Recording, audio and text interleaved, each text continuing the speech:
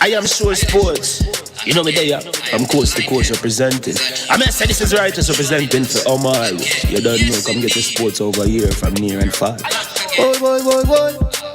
Me say I am sure sports, one thing me sure about. When me say sure, that me not doubt. Come get your sports, get it over here. Come subscribe, repost and share. I am sure sports, one thing me sure about. When me say sure, that me not doubt. Come get your sports, get it over here. Come subscribe, repost and share. If me not sure, that me not say it. Know who score, that me not say it. Never know no game play, that me not say it. If me never see no game, me no know who play. For your sports news, better come over here so. For your soccer news, then come over here so. If you don't love sports, still come over here so. For the date, don't you want to love over here so.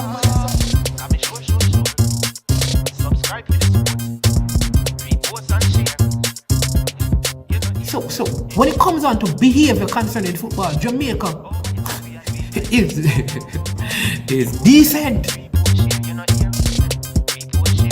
I am sure that if we can get all of these things done, set in place by the end of April, it gives us enough time before the World Cup campaign. Not afraid of no Brazil, no Argentina with these crapper players. We are good enough. Remember to like, subscribe, share. Listen, comment, let me know what your thoughts are. Jamaican herbs and spices add delicious, bold flavor to your next grilling experience. Flavoring sauce, a marinade, basting, condiment, or topping. Trick Nick Jerk Barbecue Sauce. Jerk Marinade gives your meats and vegetables authentic Jamaican jerk flavor. The spices are directly from Jamaica. Spices like jerk seasoning, allspice, scotch bonnet pepper, fresh scallions, thyme, ginger, and garlic. The key ingredients to a great jerk marinade. 0% sugar and low in sodium. You want to try it?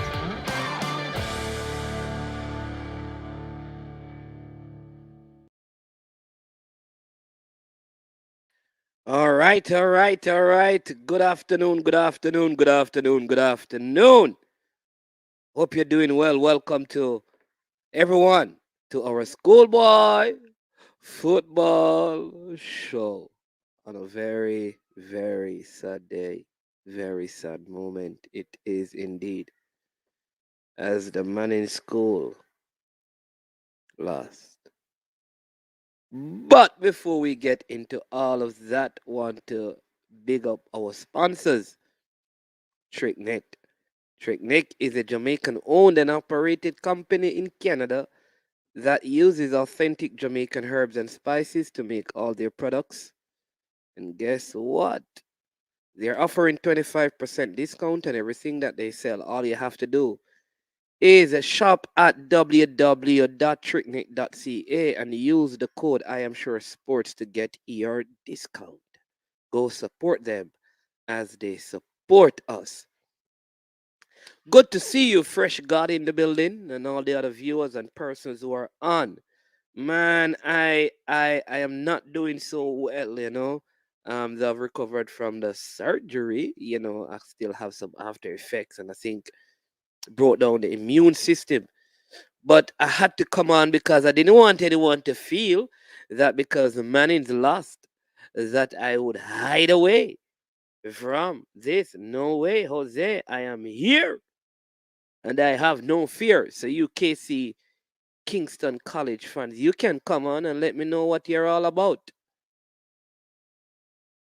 So I'm going to talk to you about the 4 games. I also have some information that I'm going to be dropping later in the next video concerning the coaches who wants to be a part of the D licensing and the C licensing with the Jamaica Coaching School, right? We're going to be dropping that a little later. But if you have not heard, the quarterfinals of the Champions Cup just completed. There were 4 games, quarterfinals. 8 teams were engaged. And the first 2 games, we saw Jamaica College defeating Garvey Maceo by a 0-0. From what I saw, I watched the game, and I think that Garvey Maceo had the better of play, especially in the first half. I think they missed some opportunities that could have given them the victory. I from what I saw, and maybe your opinion differs. They created more opportunities than the Jamaica College team. Jamaica College got one opportunity and they made the most of it. But Garvey Maceo in the second half, they were all over Jamaica College. And I think if they were a little bit more clinical in front of goal, they could have scored like 2 goals. But kudos to Jamaica College. They defended well. Their centre backs played very well.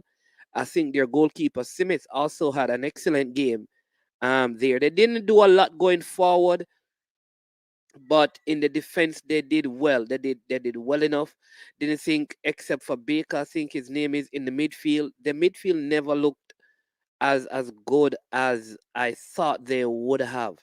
But the Garvey Maceo team, if they were able to combine their passes better in the offensive end, I think they could have, probably come out with a victory in that game. It will be a very interesting matchup when they meet Clarendon College in their semifinals of the D'Costa Cup. Clarendon College, very, very dubious penalty call in the 89th minute as they edge Charlie Smith by 2 goals to 1. I will say, to be honest, I don't think it was a penalty. Um, at the same time, Clarendon College had the better of play, but that was not a penalty, in my opinion. I don't know if anyone else saw it, but I just think I didn't see why the penalty was given. And I think if the schoolboy system had VAR, it would have been overturned. Right? No, I bring up VAR because I'm one of those persons who really I I have a problem with VAR. I think how it is applied, but it is in cases like this, like a team in the 89th minute, a go ahead goal is scored like that. That I know if VAR looked at it, it would have been recalled, right? And you could have heard it in the coach of the Charles Simmons team, Eugene Williams. He didn't even speak about it. You can tell that he was red hot. He was upset. I'm telling you, and any coach would be. But I want to commend the Charlie Smith team. Let me tell you why. Because many people going into this game, there were many persons who felt like they would be steamrolled. Many people felt like Clarendon College would just roll over them and run over them. But this is a team with heart. They don't have any star player. When you're talking about stars in the league this season, there's not one player on the Charlie Smith team that you could identify, except for Gibbs, possibly, as a bona fide star. Their names are not mentioned, but their coach has them playing cohesive defensively and offensively. I thought they had a very small build number 3. I mean, he caused havoc with the Clarendon College players, and I think there was one who could have been given a red card. But like I said, Clarendon College played better. They possessed the ball, they passed it around very well, but Charlie Smith did what they were supposed to do. They were in the game, and I think that was a dubious penalty. All right, Dinthill conceded their first goal of the season. Stats scored on them, but Dinthill smashed 5 past Stats. They probably got angry because Stats scored and they conceded for the first time. So there are many persons who said that it was impossible for Stats to score and Stats can't score. We had predicted Dinthill to win, but we had also predicted that Stats would score. Um, yeah. So but Stats scored. Dinthill won the game, which is what most of us expected. I think they're going to be a very hard team to beat. Like I said, I was able to watch now the second game of that doubleheader in St. Elizabeth, the Mannings versus KC game. And let me tell you this: KC had one free kick and they scored. In my opinion, the goal is fine, but what led up to the goal, in my opinion, should not have been given a free kick that led to the goal. But can't blame KC. They did what they had to do. Mannings missed numerous opportunities. Um, and I think in terms of clear-cut opportunities, they had more opportunities to score, and they should have scored. I think the physical stature of the KC team had a lot to do with the balance of play, but because Mannings won a lot of free kick, but there was a lot of those because of how big and tall the KC team is. They won them easily. Um, so most of the balls that came into the box aerially, the KC team won. But the Mannings team, like I said, they were able to win a lot of free kicks because of the fleet-footiness of the players on their team. So they did very well. Rodney gave that KC left back a warm time. In fact, I think he should have been red carded. I mean, because I'm a Mannings man, I don't know. But from what I saw, I mean, too many, um, yeah, too many free kicks, too many, yeah, fouls without being, penalized. In my opinion, he got a yellow card, but could have gotten a red card. But kudos to KC, congratulations, they won. Many of the KC fans, oh, they were going down there. It's 6-love, it's 7-love. I keep telling people that this Mannings team is not a joke. It's not a joke. It's not a joke. And KC will tell you that Mannings could have defeated them if they had scored their opportunities.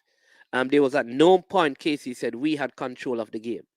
And so, but good games, very competitive games. Yeah, man. Big up Paul Marriott, Chris Lynch. Listen, the KC people not easy, and I don't know. The KC people that came into the Mannings stream, I don't know. How come Mannings have a Facebook page watching the game, and all the KC the student like, what's wrong with you KC people? You don't have a sports page. Kingston College. Why you jumping into the Mannings page? What to you? What to you? I don't understand. I see all of these KC people in the Mannings. I mean, come on, man. Stay in your lane. Stay on your page, right? Fresh God saying you didn't like what Mr. Williams said about the Byron Earl and Mr. Williams said about the ref. Um, I didn't hear that. I know when he did the interview on TV, he never said. He said all of Jamaica saw, and he walked away.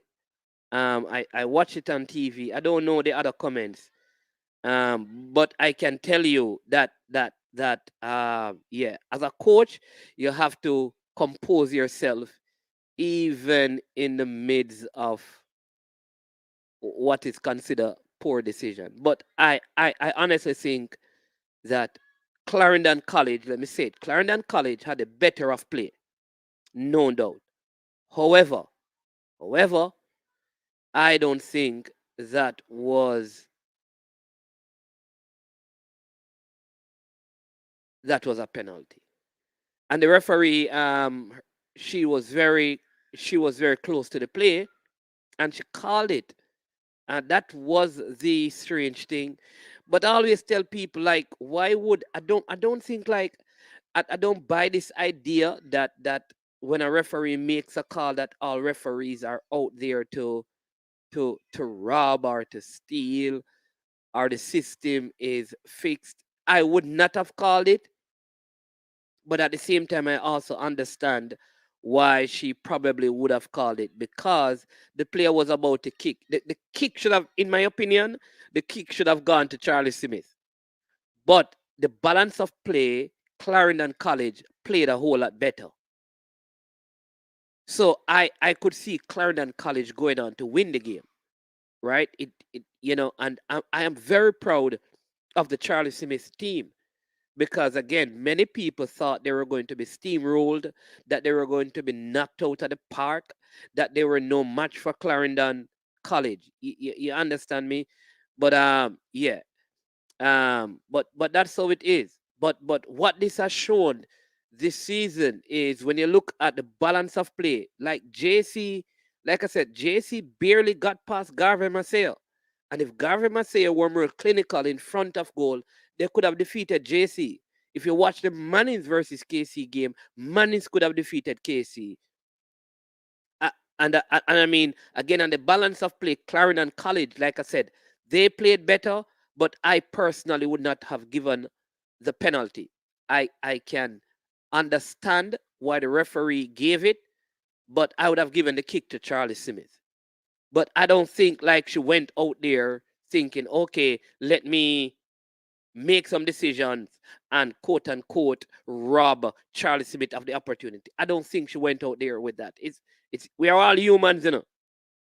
And I had to deal with this weekend gone when Arsenal played. I felt like if the Martin Odegaard one was not a penalty, then the Bernardo Silva one was not a penalty. But Stuart Atwell, I think his name is, did he come out there like to say, okay, this week I'm going to rob Arsenal? I don't think like most officials come out with that in mind because it is your career. Why would they jeopardize their career for over one game? You know, but it does show that the Da Costa Cup, in my estimation, was way more competitive this season than the Manning Cup when you look at the balance of play and some of the quality of play from the Da Costa Cup team in this Champions Cup. So you have two teams from the Da Costa Cup, two teams from the Manning Cup in it. Listen, based on what I saw from this Dinthill team, I think, and I've been seeing them, I've seen them a couple of times. I think it will be very, very difficult for I think they're going to play against Kingston College. That will be a good game. That if it is Kingston College versus Dinthill, that is going to be a good game because now physically they can match up. I think in terms of space and physical conditioning, the Manning's team ran for all 90 minutes. Like I said, if you watch the game, Casey didn't create a lot of opportunities. However, I would say they defended very well. Manning's got a couple of like what I call you know, if you were grading it out of 100, that's a 90%. A good forward would have scored them. Let me put it. Let me say it this way: a more clinical center forward would have scored those goals. I see Fresh God saying the Charlie Smith penalty was never a penalty in my opinion. All right. So here's the difference: the Charlie Smith penalty, the number 3 guy when he came in, he passed the player, and the player touched him. The player kicked him. Now he fell. So he had possession of the ball, and the man tackled him, missed the ball, and hit his leg. That to me is that one is an easier call for a penalty for me. I don't think he dived. Like, I don't agree with that, Fresh God. But again, if the referee said it wasn't a penalty, I would not have argued. But there was contact, though it may be minimal contact. And the player did pass the defender. If he passes you and you touch him, and it is clear that you touch him, the referee can give it as a penalty. The referee can also say it was minimal contact, right? The difference, though, with the penalty against Charlie Smith is that the player was not tackling. The man is going to kick a shot. He kicks the Charlie Smith player, and the referee deems that as an unfair block, I think. So I think that is the difference. But like I said, there are some very good games today, and it argues well for the competition. But I think we get into yeah, you know what? I just said that. Like, I think maybe they need VAR for these games. I know it's very expensive, but I think Jamaica need to invest. Like when they get to these stages of competition in Jamaica, because the school league is really a Premier League, one of the Premier Leagues, not the Premier League. You understand what I mean? Therefore, that like for something like this, I think it should be if we have it in the island and we have the people who can administrate the whole thing. So when you get to quarterfinals, semifinals, and finals, you use it, but you don't use it for the regular round games. I think we need it in the Premier League, at least in the semifinals and the finals, kind of similar thing. Because like the KC Mannings game, I think the free kick that led up to the KC goal was a very soft free kick, in my opinion. In my opinion. But again, kudos to KC because they won the game. They got a free kick, the only chance they got, and they scored. Mannings got their opportunities and they squandered them. And if you squander the opportunity, these are the things that happen. These are the things that happen. Hope this gives them enough time to recover for their DaCosta Cup semi-final game. Because next Wednesday they will have to play Dinthill. No, Dinthill has a game on Saturday. I don't know how much toll that will take on them to play today, then Saturday, then Wednesday again. So let's see how that goes. But I keep telling people, like I said, the stats team would have scored, Dinthill would have come out on top. So you know, I got two of my predictions wrong because I did pick all four DaCosta Cup teams to go through. Yes, I did. But only two made it, right? Only two made it. Clarendon College and Dinthill. And so you know how it's going to be probably Jamaica College versus Clarendon College and Kingston College versus Dinthill. I believe that is the semifinal pairings. And if it changes, I will let you know. Yeah, football in 5, definitely. Definitely. Garvey Maceo was the better team, especially in the second half. I think the first half, it was a more balance of play. I think JC had the better of the first half. And they scored a well-deserved goal, very good goal, scored by, I think the young man name is Wing. Very good goal. He took his opportunity, the only opportunity I believe that they created. But I think Cleo Clark and the number 15, he has a funny surname. He got a couple of opportunities that he got a header that he headed over, and the next one that bounced off him. I mean, they got some good opportunities to score.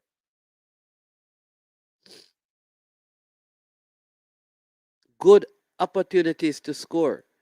I think the captain as well, Cousins, got a couple of breakaways, and instead of going towards the goal, he went wide.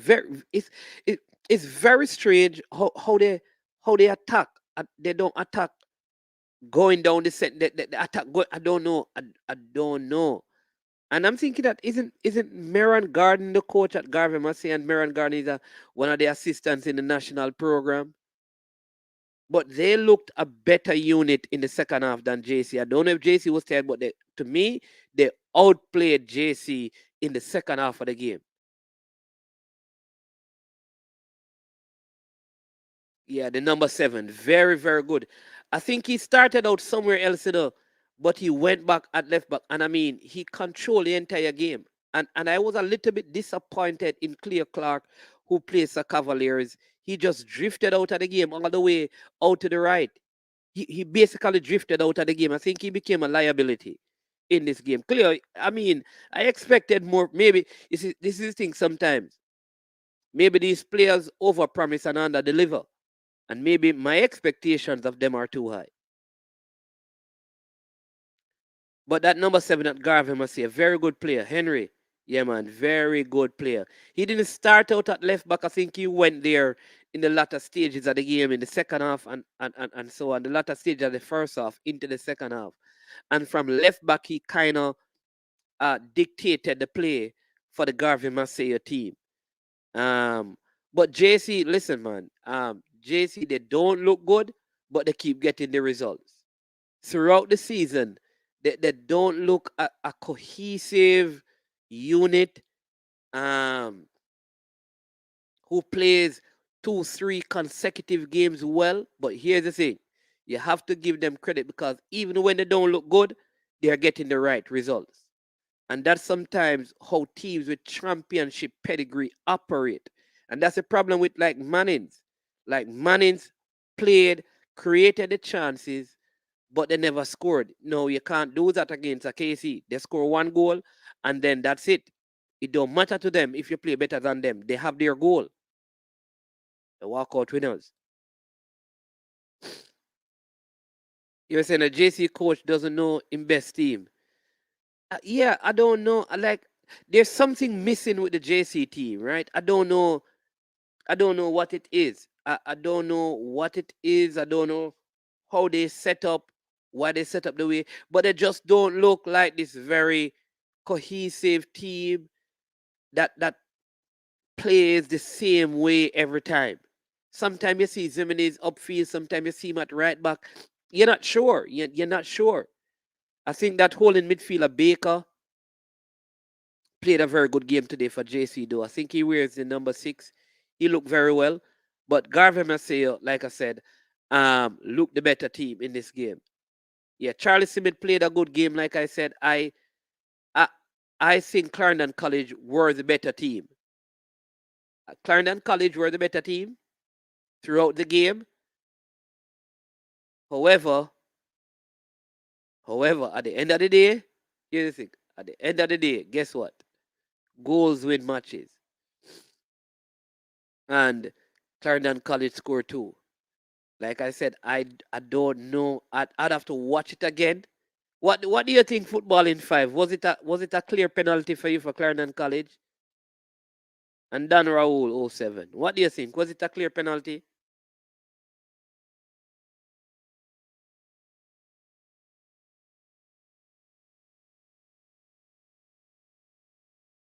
Was it a clear penalty? Again, you notice the teams that have been here before. Clarendon College, they eke out a 2-1 victory. JC, 1-0 victory. KC, 1-0 victory. This is the thing, people. Yes, when you have been there, winning becomes easier.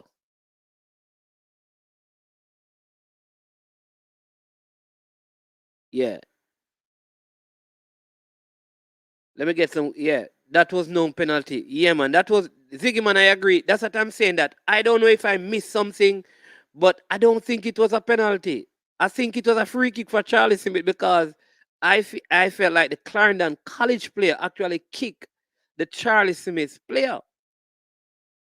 So I would have given the free. It's either a free kick for Charlie Smith or the play continues. However, on the balance of play, in my Clarendon College were the better team. But Charlie Smith was very dangerous on the counter. Okay, you never watched the whole game. All right, football in 5 said no, that was not a penalty. There you go. And Tuki says, yeah, true blue. Says Charlie Smith was robbed. Yeah. Yeah, I don't know, man.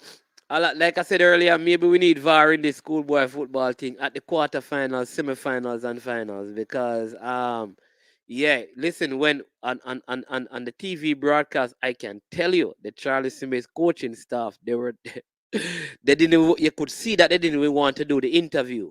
They didn't answer the question that the person interviewing them asked, but they didn't want to say anything.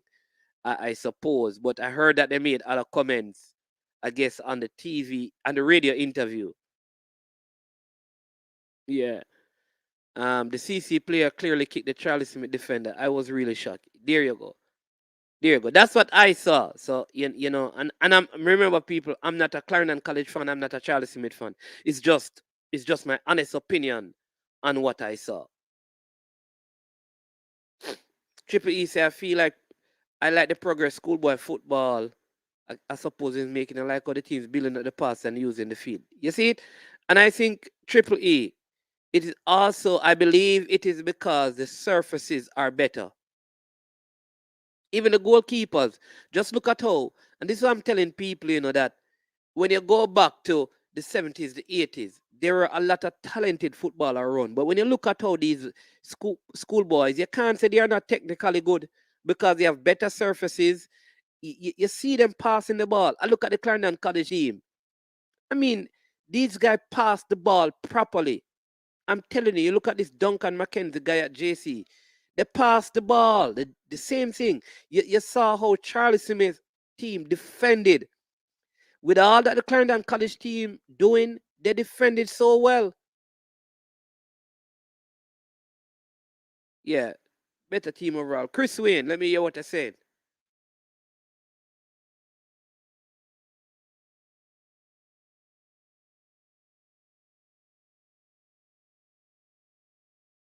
Yeah, football culture at those schools and mental prep. JC and Casey typically don't lose when they get to these stages. Yeah, um I think that is part of the thing because, like I said, if you watch, for those of you who had the opportunity to watch the Mannings versus Casey game, Casey scored 1 goal and they managed the game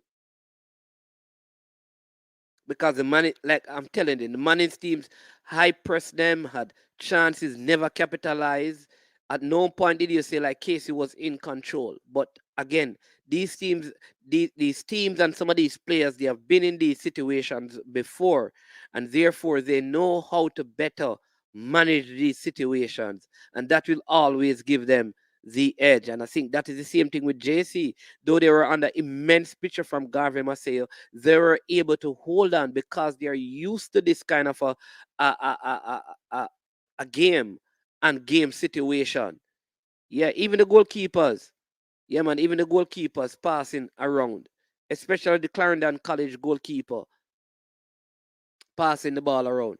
So there's a lot of improvement. It needs to get better, but you can tell that if these guys have good surfaces to play on, you can tell that the game will improve. The game will get better.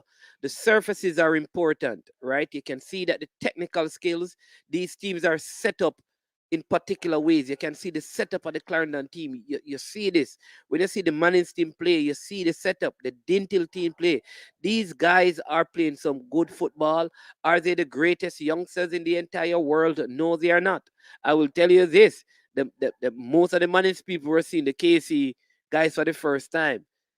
They were big. If you saw the Mannings versus KC game, you'd think like one is high schoolers and one is primary school. That's how far the the size difference was. You understand me? Yeah, I think they were spite no spite at the Charlie Smith team because they were making a lot of negative comments on the sideline, saying the ref. Oh, Fresh God said this earlier. I think okay, you think that well you can't do that. Listen, all right. So here's the thing now. You see in Jamaica, it's when they come on to sport. I I can only use Jamaica. I listen how people deal with players in like in England or even in the States when I'm there, and even officials. If you're in the stands in the States, or even at a college game or a high school, let me use high school, and hear how they talk about the referee. And they still have to maintain their professionalism. So no matter what the Charlie Smith bench is saying, you have to make the right decision. So I am going to believe that the referee just made a blunder and it wasn't spite, because that would be unprofessional and it will be also, in my opinion, be unethical. Yeah, the Charlie Smith goalkeeper, very good goalkeeper. You say he's the best? I think the JC goalkeeper is very good as well. I think Simmons is his name. Very good goalkeeper.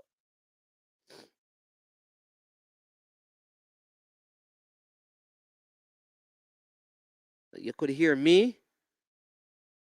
You could hear me.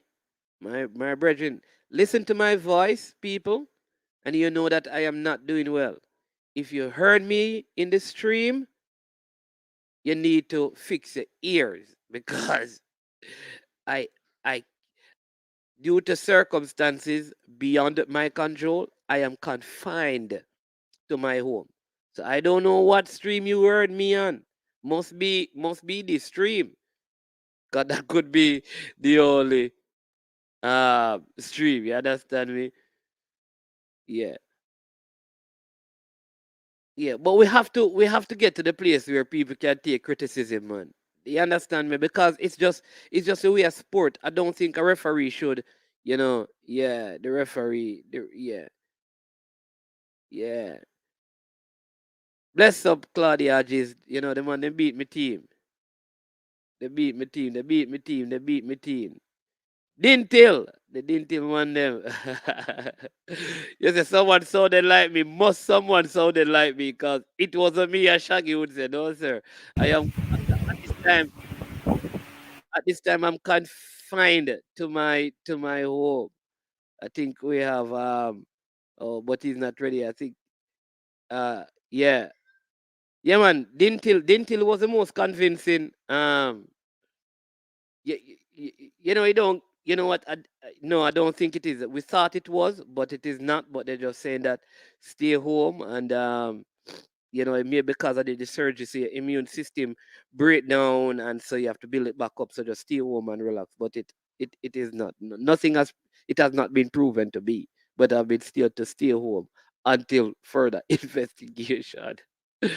All right. Yes, sir, Mister Blake. You're muted.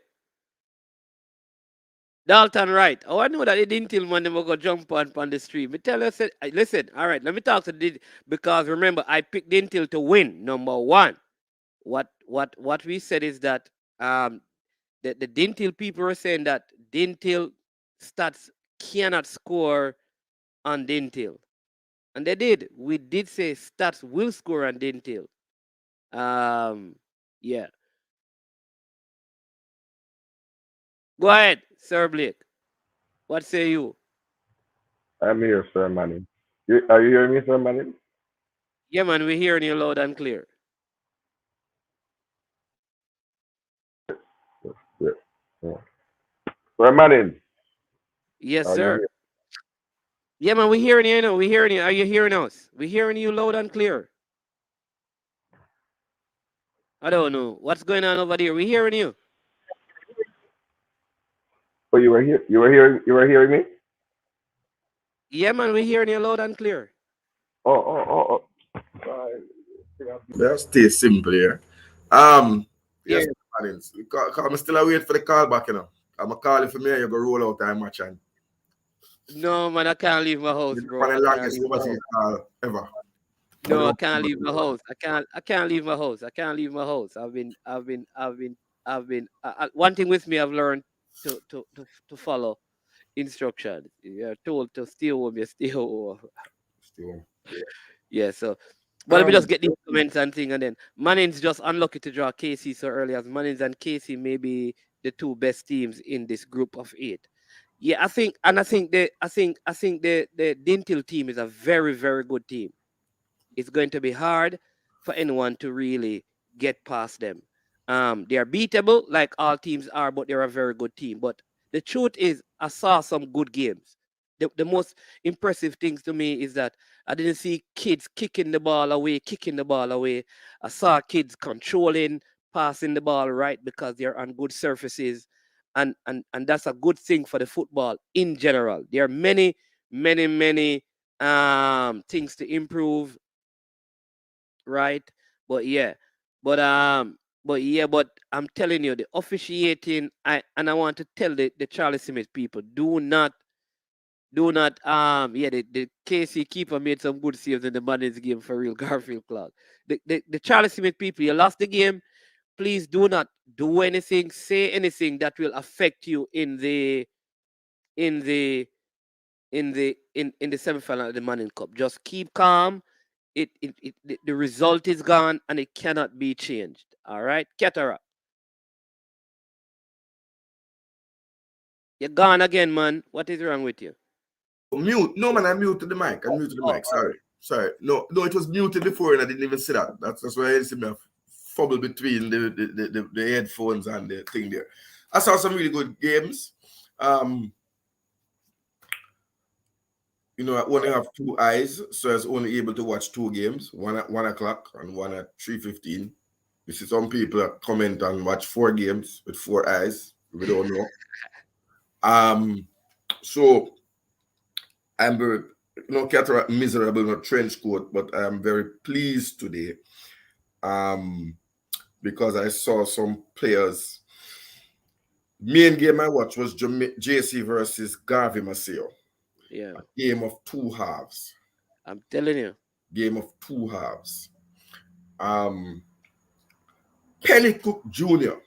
from JC. What a player. Yeah, they always bring him off the bench. Um, Yeah. think I've seen something in the future that I like. I thought the man of the match business, we have to get very transparent with these things. They picked the defender. Yeah, from JC, yeah, man. But he Yeah, I played can't, very I well. can't Around. remember my name, but the man get beaten 2, 3 times and okay, oh, you can be the man of the match. So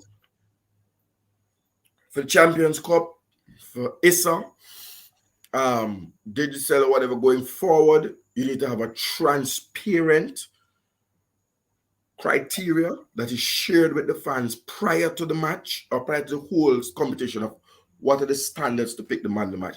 Because my man of the match was, is it Tyreek Jimenez? But Jimenez from Harborview and JC. Oh gosh. Yeah, you What gave him the man of the match. right back. Yes. I give the number 7 from Garvey Maceo the right the Oh, man. no, my cousins, him right, the same there my cousins. He's not cousin man. The number 7 named Henry. That Henry, Henry, K. Henry, K. Henry Henry, and yeah, cousins, and K. cousin. Henry Yeah. and cousins. I So think I number have 7 those was two, the best player. but it's If hard to give. a Sorry, losing team, yeah, it's hard to give the man the match from a losing team, yeah. but certainly Henry. It's disappointing because they also need to put up the formation so that we get an idea where the kids are playing. But is he a left back? Well, he went back to left back because I think Jimenez was causing them problem. So it looked like the coach put him Left back. down there. Yeah. And Okay. he still had an influence on the game from that position. Very good player. Along with Okay. Cousins, the captain. Yeah, caught the captain, but he failed to put the ball in the back of the net. I'm telling you. But the team again, this issue of two things have come up. This issue of the inability to cross the ball is really it's really an issue, and I'm going to speak about it in the second game as well that I saw. But I didn't see any good crosses of the football. Yeah. But I certainly like the goalkeeper from JC, Smith. He made some saves in the second half, and a young man, Blake, I think he was playing. Man, Blake is the number 6 for JC. Good holding midfielder. Very good. Yes, nice holding. Yeah, man. He's the little one who came back from the academy in Valney Brown's academy to play schoolboy football. I think he was to me, he was better than Jimenez, but I can understand you giving the Jimenez because nobody can pass Jimenez really. But in the way that this guy controlled the game, I see he made a very shoulder foul when thinking a very good move as well. The man wicked, and I think the commentator had said that he was pleased that he would mature to make such a foul because it was problem. It was going to draw. Yeah, the game was going to be drawn. I think it's Lawrence, but I only saw him make 2 moves from Garvey. Speedy little player who head the ball forward and ran on it, and then the keeper made us a magnificent save. But overall, a very nice game of football between 2 fairly evenly matched teams, and that's what we want to be seeing in the schoolboy football. I remember watching JC versus Papi, and it was a stupid game for 5 something. And I mean, we don't want to see those things. So I know that when we were scheduled to meet with the JFF president, one of the things that on the agenda would be schoolboy football and how to transform the product of schoolboy football so that it can lead to national development. So I don't know the ages of the players. So those kind of information is it's good to those JC players that you call, I know that they are younger. Well, Jimenez is 16 or 17. Just turned 17, yeah, and Blake is also young, and he's young. I'm not sure of the Garvey Maceo, the age of the Garvey Maceo player though. Henry and the captain Cousins. I know Cousins plays in the Premier League, He plays for Veer. Okay. Yeah. Big man. Big Yeah. man. But he didn't show up tonight. That was the problem. He didn't show up tucking in the goal. But when he got the ball, you could see terror on the face of JC. He terrorized them. He did But terrorize here's them. what I'd love to see Cataract. I see Clennon Clark here. You see this number 6, Blake? I think like what and here's my issue. What do we do with these players after schoolboy football? Is I the issue. This is where the academy business now um needs to be established. no, me not the academy thing, you know. Man need to play a ball game. So I mean I'm saying I have other and we are both in the same thing, recovering from illness and not too over the weather, because so I was swimming a bed, but people um we still have to talk about it, even though I'm not too well. The quality of the play deserve me coming on a platform like Mannings Man to really, 'cause my beat and go on bad and them things. So when I see something really pleasurable, I liked the game of football that I saw between JC and Garvey.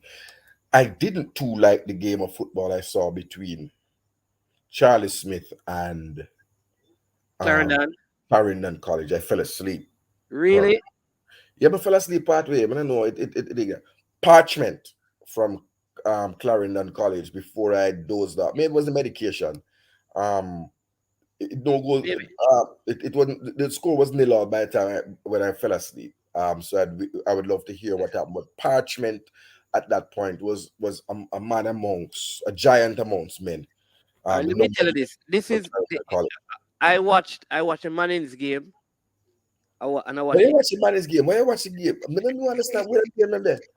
No, I'm just asking. No, I'm just asking because I wanted to be able to choose which games I oh wanted. That's no no. something I wanted to say to Part of sportsman. it. we have the Manning's group. So in the Manning's group, the Manning's game was going on. So I'd have to send that to you while it was going on. So that's what happened. I was watching the Manning's game in the Manning's group and had the other one on the TV watching at the same time. And so Okay, so, yeah, so what I think what they have to do for future rounds, semifinals, I don't know if the matches are going to be the same time or the same kind of it's a double format. header. So both games will be on because it's only 4 teams now. 4 teams, right? But in the future, certainly for the quarterfinals of the Costa Cup and the quarterfinals of the Mannings Cup, they need to they have Sports Max 1 and 2, so they need to utilize it, Yeah. right? To allow choice, pretty much like how you do with the bowl games in Yeah, but I college don't football. think but Keturk, I don't think the stations in Jamaica have so many equipments to split them over 2 places. They would have to do it 2 different days. I don't think so. My son, my son. But I will Let's say see this about to you. that. I was going to say this to you about the second game. Of all the games that I saw, the team that completed the most effective passes as a unit was the Clarendon College team. I felt again, like I said earlier, that the penalty that was given against Charlie Smith was very unfortunate. But I count these things, and there was one sequence from the goalkeeper to defenders and I'm talking about positive passes going forward. They made like 16 passes. Yeah, Yeah, from the opening that whistle, is good. they were knocking the leather around. The goalkeeper as well. I liked. He didn't have much to do because the Charlie Smith hadn't imposed himself on the game, but I liked his distribution. He wasn't just kicking the ball wastefully. He seemed to understand the breeze, Yeah. the wind at Stadium East, and I liked his. No, I'm not saying. Let me revert. I No, let me think again. Come, the have to I am No, the impressed. people I'm understand. I'm impressed by his physical attributes. Tall. He looked to me to be the tallest of the goalkeepers and strong. And I'm looking for things that can physical attributes that can translate. Yeah. Um, so the keeper and Parchment were the two players that I saw And the uh, Clarendon team. and the Clarendon team at the time. The other players were at a level, but the Parchment stood out. Yeah, I think the Charlie Simmons they have a guy called Gibbs. I think I don't know if he's a captain, but very good player. They have a number three, a very he's the one who won the penalty for them. Very good young player. But when I think I'll say because I see Coach Binns is saying that Manning's we got one. KC got one opportunity, like I said, they got a free kick, and and I am sure that if there was VAR, they would not have gotten that free kick that led to the goal.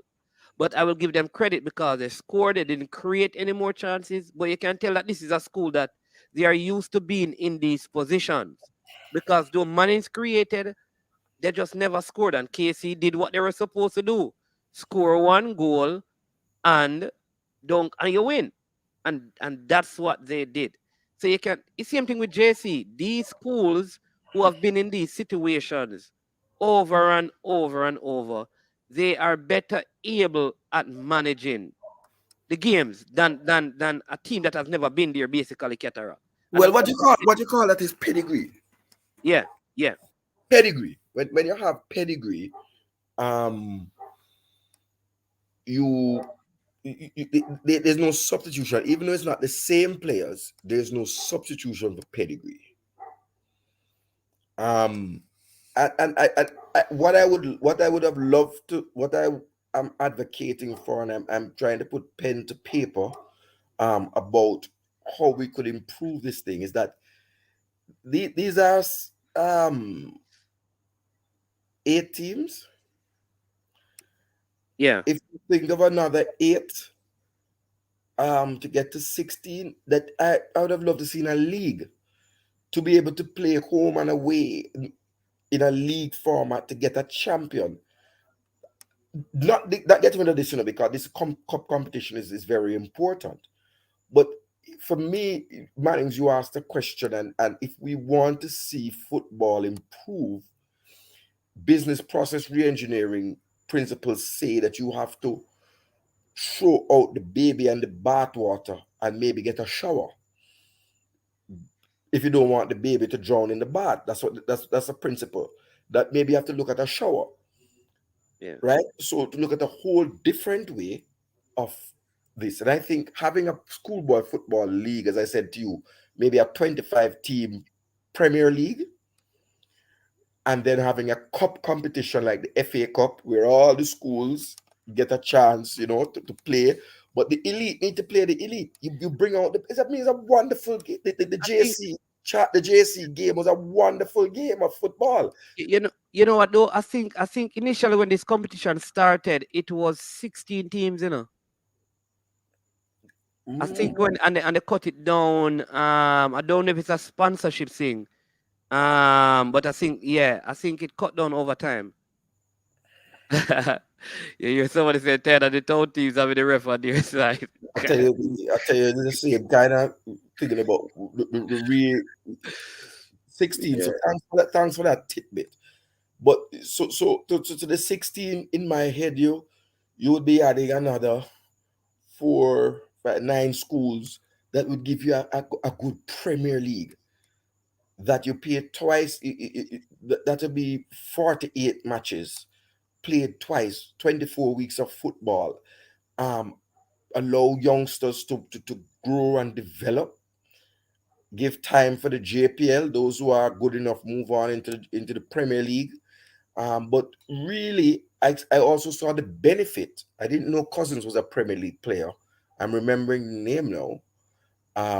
Because I was watching for Andrew Van Zee and Hacker, right? So I'd watched, that's Humble Lion, but I watched a derby game between With Humble Lion Veer, and right? Vale. And Veer, I yeah. watched that game because I was watching, say, Hacker and Van Zee, and I remember. So I can't remember the name, but I don't know if he did well in the game to catch my eye. But you could see certainly from like Jimenez, players who matured in the I Premier playing League, in the Premier League. Yeah, you did see that. You did see right? that. Yeah. And aside from Pearson, because Pearson for KC in the Mannings game, he played well. But again, let me go back to it because you guys didn't see that game. But the KC team, if you were watching that game, Cataract, I guess you have not seen them yet. I've seen them before, you know. Remember, I saw them Right. before. The KC, It's another penny cook, but there's a penny cook with a Y. there's a, the KC team compared to the Mannings team, like monsters. I'm telling you. But the thing is that it was a touch in the game and thing. Because many people thought, like some people thought, okay, they were going to steam, like I said, steamroll Mannings. But here's the thing, and I've been saying this to some people, they have been asking us to name and select teams. But a lot of these teams, you don't get to see them because, again, a lot of persons have not seen the Mannings team.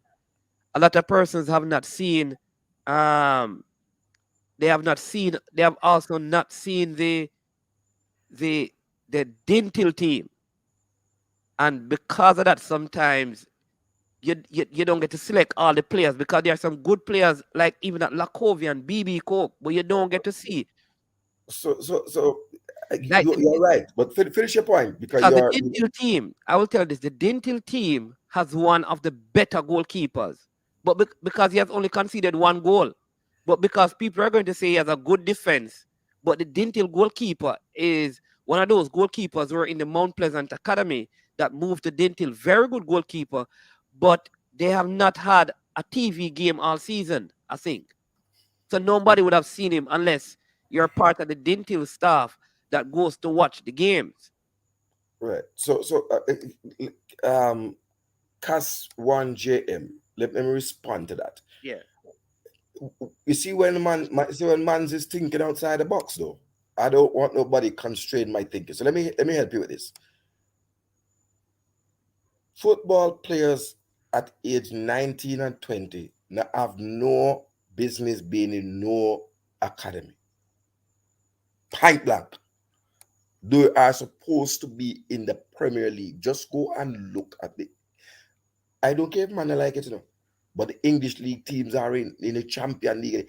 Those young players are in those teams. Yeah, Billy Gilmore and you tell Billy Gilmore if you can play in academy.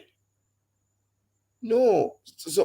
I'm recreating and I'm saying you must have many pathways. And let me start and again tell you the best players are not to be playing schoolboy football.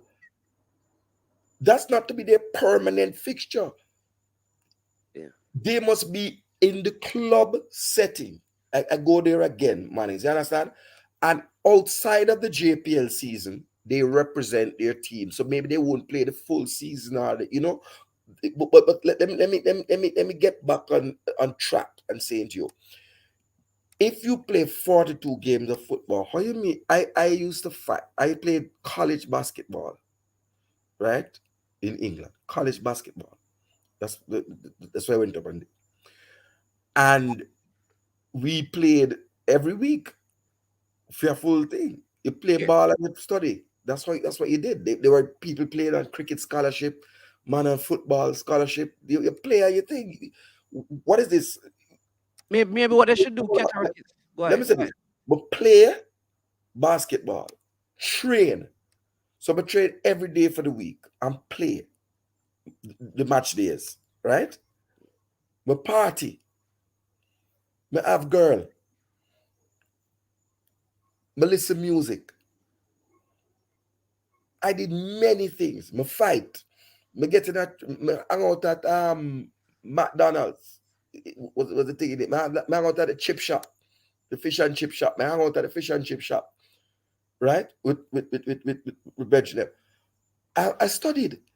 As a youth, you can do many things because them youth have a whole heap of time to learn about the clip, clap, clap.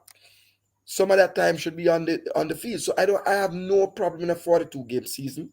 It's more than 42 game, you know, because I also believe there must be a cup competition which has all the schools. So I believe you get a top 25 and share with me a top 25, or if you want to go top 30, and then and then they play Here's what they should do, though, Cataract. I think the idea that they have is you one of the best time in Jamaica youth football was when the clubs like, and I can tell you some of the players who came through that when the clubs had to play under 21. All right, so you had people like Ricardo Fuller, Jermaine Johnson, Kasai Hines, Christopher Nicholson. Luton Shelton, Ricardo Scar, all of these guys. Claude Davis played in it. Ryan Nelson, Dan Stu Pease. All of these guys were playing in the under 21 for their clubs while their clubs were playing the Premier League. So when schoolboy football was over, there was an under 21 league that played on the same day when your Premier League team was playing. I, I I, I think that would be almost like you're getting your best so in because the schools because remember now the thing with school in Jamaica, I don't know if you know this, but right now, like JC has a track and field meeting, on Saturday, track and field season has started. let me say this. Yeah. The difficulty with the under 23 is that there was no public interest in it. It's hard to sustain a league that nobody's watching. So, for example, I never drive out of my house to go and watch the under 23. I reach when I have time for the big game. And I love football. And the community people, them are cook them red rice and rooster. They now come out for the early match. So I think that's hard. But because I look big picture now, and I appreciate what you're saying, and I'm just saying lots of football need to be played in the country. They We, also had, you know, that they also had after that as well. Digital also had what they call the Elite League. The Elite League now was when it was big money. When what they do is that coming out of the schoolboy football season, I don't know why they stopped that. They'll take the best players and call it like sentence one. So you had 14 teams. I also and that is where I was coming to I was coming to, but I think this would be like great nice thing like. So I think at the end of the league, if you're going to do it the way we do it now, I'm going to give you two options. I want you to hear me out fully, and the man them in the chat hear me out, and it's the idea. So I would have a Premier League, a Championship, League One. Um, no, after the Premier League and the Championship, after me take 60 schools, I think I would go with um, Cornwall, Middlesex, and Surrey. So three regional leagues, right? Um, which would take you to another 120 schools, or let's say um, yeah, 120 schools, three leagues, regional leagues, and then 60. That's 180. So that just leaves a couple of schools that who might not participate.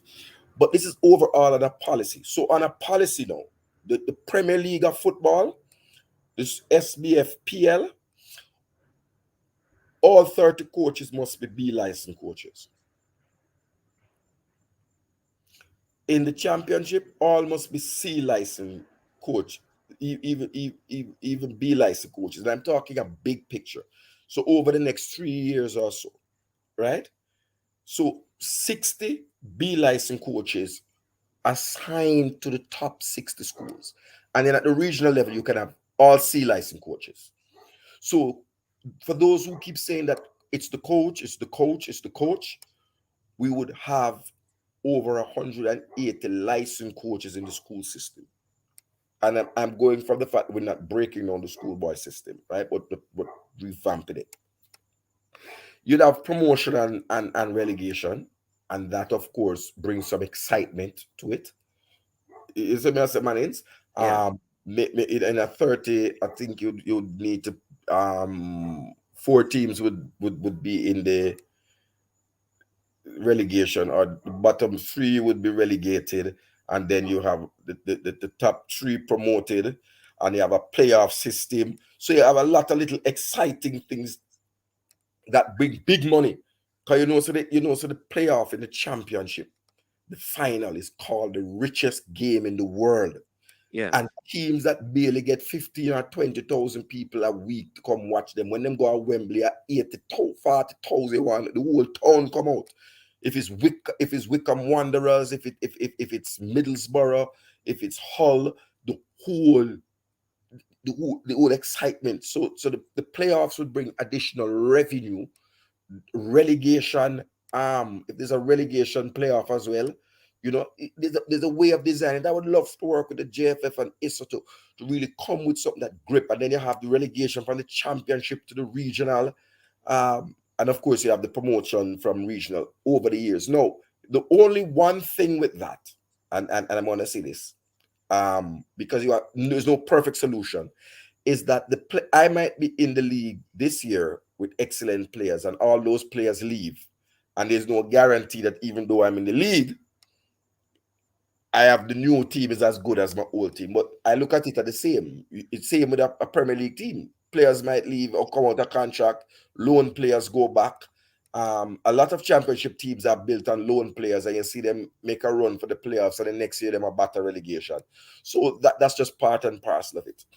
But that's one possible option. The other option, Mannings, is what you said, is as you go through the round of the and I would then regionalize it. So Cornwall, Middlesex, and Surrey. I would not have the Costa Cup and Manning Cup because I believe it's very, very, very, very elitist to talk about town school and country school. I don't like it. I don't like discrimination. I don't. And for me, in the past, that was something that even translated to town baller and country baller when it came to the national team. So if you chop it Cornwall, Middlesex, and Surrey, and if you look at, people say because of the traveling and those things, it will reduce the cost of traveling. But when you finish the round, so when you finish the first round, the coaches in that first round, for me, Mannings, must get together and say, pick up best 15. So if it's group A, group B, they must come together and pick up best 15. And that's the JFF must assign a coach to each group. So the man them were in the JFF thing where between reggae boys match, me no wanna do. You understand? You have a responsibility, and you must identify the players. And so when that is finished now, Mannings, you can bring this team together. And for example, I thought it was very poor. What could have happened last year, Mannings, is that you could have had a schoolboy team for the 12th team in the EPL, in the JPL. So Yeah, it's a little bit difficult given that in 2020, remember, there was no there was no football in 2020. I'm yeah. saying that you had other players. So you could have come together, look at those players who are not in clubs, right? So let the clubs then get them players, but outside of those players, there are others. Here's where you and I wouldn't call it what I would have done is and this is what I suggested, that there should have been an because there's no relegation. It's 1 year. You're going to other club. They should have just checked out the best 20 Jamaican players and put in an under 20 team. Because it didn't matter if you win, lose, or draw. You understand me? Let me think under 20. They should have picked a national team. Well, maybe a national team. But let me take some of the comments. Yeah. Take some of my comment. Yeah. Glendale faced the Dinthill, man. They had actually selected the venue for the semifinals already. All right. So it is not a country town thing. It is already slated to take place at the in Kingston. What Issa said is that the only way they were going to change that is if all the teams in the semifinals were rural teams. Now you have a divide. You have one team from Clarendon, one from St. Catherine, and two from Kingston. It is easier to go into Kingston. So I think that's where it's going to be. Toki True Blue says, let me tell you, Dinthill is going to be in the finals. So if you think, I don't know who else, but Dinthill going to be in the finals. All right, let me just take that one. Fresh God is saying that they need stats for the schoolboy football. Yeah, and I think this is the next thing that is important. So because this would help the players when they go into college, and you understand me, so we can go and check the stats on them to see. I think these are some of the things that need to be implemented. And so people, I promise you I'm going to get Mr. Keith Wellington on. It's just because it is the heat of the competition, and he's and they're planning for champs and all of that. But as soon as this is done, we're going to bring him on and suggest this to him, because there are things out there, there are programs out there, applications that they can use to provide stats on the players. Right. And top 10 correcting me. Thank you, top 10. Dinthill did have two TV games, Charlie Mount and William Nib in the quarterfinal stages. Right. So thank you for that. All right. And then KS1 JM is agreeing with your cataract. He said it's a good idea. I think it would not work out for schools like KCJC where some athletes also do tracks, which is what So Kesen, I want to address that. There is no player on the JC team that can do any track. They're slow. And I think the commentator would have mentioned that a couple of times. Tracks, man. No, but Cataract, remember I said track and field is more than just sprinting.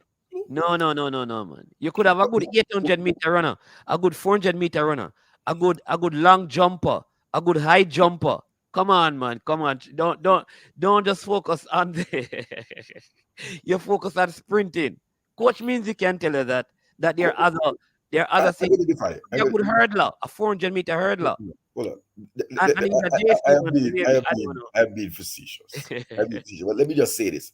In that case, that is why you have an arena for a lot of boys. So you open up the thing. So those who need to go off the track, them go do them track season. Look at everybody have fight something, you know. Look at Kyler Murray at the Cardinals played college baseball and he played college football, and he had offers to be drafted in the first round in both sport.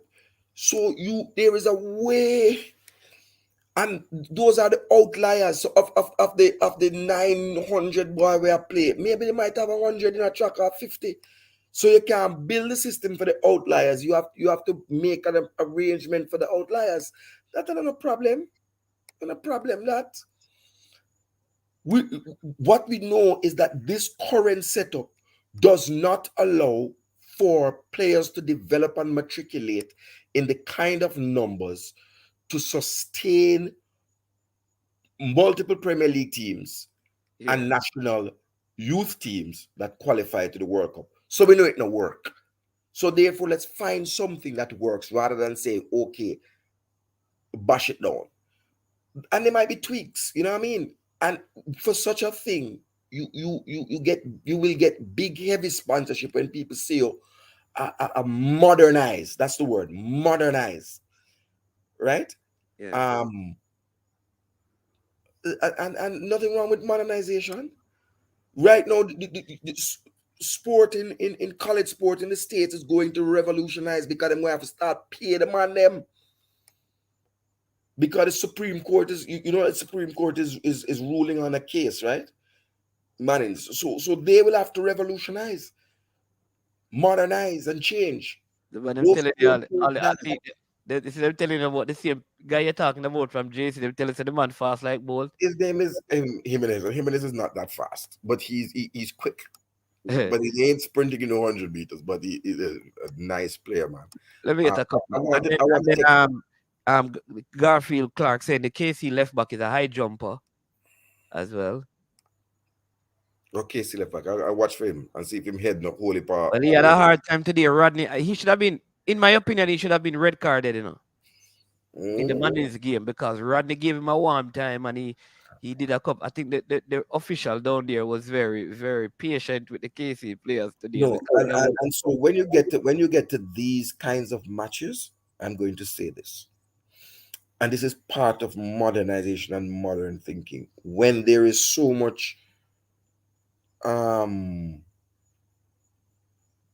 localization and local thinking, for me, at this stage of a competition, and certainly for the next round, it must be FIFA referees that officiate these games. Yeah. No man is like that, yes. Meaning if you need to go to Spain, if you need to go to Cuba or fly to on the Copa, if you need to fly 3 man from Copa, look here, only Scuba make only money, so no one man make up their face in the comment section. If you need to bring from easy ones with the flight them direct. Panama, they can bring from Cuba have direct flight. Um, But we have certain, enough CONCACAF referee in Jamaica, though. no, but if you want to say the man Referee. them go on school and them things, so you can bring external referee, and certainly for the finals, you can bring I, external referees. I don't think we need to go so far. I think, though, I think, and the lady who officiated the game today was a FIFA referee. What I'm thinking, though, is that, like, I feel like Charlie Smith were hard done. The whole team Um, was a FIFA team. The whole team was not a FIFA team. okay. All right. Let me I'm get a saying, couple more comments get a here. couple more comments. Manisman, I was looking for you today. I can't leave house, man. Your side no good. Honorable mention number. You mean to me side no good? So hold on this. So KC, let me ask you the man them who say man is no good. KC good? Because KC got one chance, a free kick that if there was VAR, the foul would not have been given. All right. Casey didn't create a lot of chances to score people. Come on, man. Mannings created the better chances. I give Casey credit because at the end of the day, if you score your one chance and the next team misses their four, on the day, you are the better team because you win the game. The the game, um, the game, even the Casey coach asked Mr. Bernard on the run of the play, which team played the better game, and he will tell you. Come on. But KC win. Have to give credit where credit is due. And like I said, they have pedigree. They have been here before, and their experience really played a part in it. Also, physically, they are a more physically imposing side. You understand? But you have to give them credit. You understand me? So all of these things about who could have would have listen, Manning's play stats in preseason and beat them. So you can't use certain things. You can't use that because a team did that, they would have done that and thing. But that is how football is. At the end of the day, some people say Garvey Maceo played better than JC. JC won. You have to give them credit for that. You have to give KC credit because they did what they did. But before the thing, on the same chat, people are saying KC giving money 7 and 6 and 5. They didn't get them chances. They couldn't even score 4 goals, or 3, or 2. But the truth is, what I'm glad for is that on a holistic level, at least we are seeing quality in the game, and we are seeing where if this young talent is properly harnessed, then we can, as a nation, produce some players who stop go on trial and go home, go overseas and get contract. I'm tired of hearing that Jamaican players gone on trial, like a some court business are going. I don't hear when an Italian player moving to England that him coming on trial. I don't hear when a French player coming to England or a Brazilian. Why when a Jamaican leaving, his trial them gone on? I wanted to ask a question though for those who didn't know. What's the transfer fee for Julian Fleming? €500,000. The highest is the highest transfer fee in the USL. In Half the a history of million the euros. USL. Yeah. So he has a record. From the So US, yeah. From the Des, USL. even for Des and Not Darrell. MLS. That's MLS. Isn't that MLS? Oh, USL. USL. Yeah. Okay. They say it's the highest fee ever played for a USL transfer. That's half a million euro. Let me just check that. I don't know how much US that is. That's probably No, like not US man. Pounds with the let me just see. So no, I just wanted to know that, but I'm just saying that the reason why is that there's one. Oh, let me get to this one before we get to that. Please, sure. for £417,000, little over £400,000. Um, not a bad fee. So let me say this. We need to name them for the jersey. Yeah, JC had the names on their jerseys. Yeah, that is must be compulsory. The names of the players must be on their jerseys. It's not wash and wear, right? That's number one. These are the kind of professional things, professionalizations we need to get to. Somebody spoke about stats. We certainly need stats. Yeah. You know, another idea that could go there. You know, in the college structure in America, each Sunday you have the ranking program. Well, maybe we Right, won't right, yeah. ranking now, but certainly for transparency, for example, maybe Marion Gordon and the other coaches each Sunday can come and tell us who are the best players that they see and pick. So not rank the teams, but rank the players. So come and say, this is the ranking now. These are the players who are in the under 17. These are the ones who are in the under 20 each week, and get the thing exciting and transparent. Yeah. We have to think. We have to look at adapt. We don't have to reinvent the wheel, but sometimes you can adapt the wheel. Yeah, but I'm here wondering. You see, part of the issue with that though is like, I mean, we still need to. We still a third world nation. That making any excuse. I'm thinking like if Moran Garn is coaching Garvey Maceo and he's down there watching his team, how is he going to know what is happening in St. Thomas? No, man. I'm saying to you, hold on. I'm going around and saying that the national team setup needs to look at the matches, right? And I just took Marion Garden, for example. Yeah, man. I know that. I know they use Right? it. I'm just saying, Paula almost watch games. Everybody must watch games. And then, for example, on a Sunday, there's a show. I don't know who going to watch it because everybody watching the triple treat. But maybe they need to find a time when I'm watching Cataract or Reggae Boys commentary. But like on a Sunday, there's a 1 hour show where the national 20 rankings and the national 17 player rankings are there, so we know who the best left back is, the best for. Yeah, you understand what I'm saying? So we don't have to do schools like America, but we do players, and we keep it in check. We have to freshen up the thing, modernize. That's the word. I'm sorry, Shatta isn't here. Brain drain. Because he need those words. He needs to get them in his artificial He- intelligence. He's Um, refilling his database with words because it has drained. Totally. yes, Yeah. But somebody's asking this question. I don't know, but that's what the report that I have is saying. So I don't know if he was out of contract or out of contract means that he he was did. negotiating, signing a new contract. Right. So I don't know exactly what Mm. that Yeah, means. man, we have to get it. We have to get it because he would have been a free agent. He'd have been a free agent. So we have to dig that up. No man, it's big up road chain. You need something outside of disturbing schoolboy football. I mean, disturbing. It's asleep. It's not. We have not gone to the World Cup for 20 years for under 17 or under 20. Yeah, but let me just say this. Roochin, remember, that's why, I mean, so Cataract had an idea and he said that, but I also suggested something outside of the schoolboy football, which is one we could look at doing the under 21 league that we used to do, or we could go back to remember they used to have this, they used to select these parish teams at the end of the Manning and the Costa Cup, and they call it the Elite League, where they get the top talent from the schools in St. Anne. For example, they would select a team from Yarcastle, Fern Court, Ochirio, Marcus Garvey, all those teams that participate from St. Anne, they would select 18 players. Then they would do the same for Montego Bay.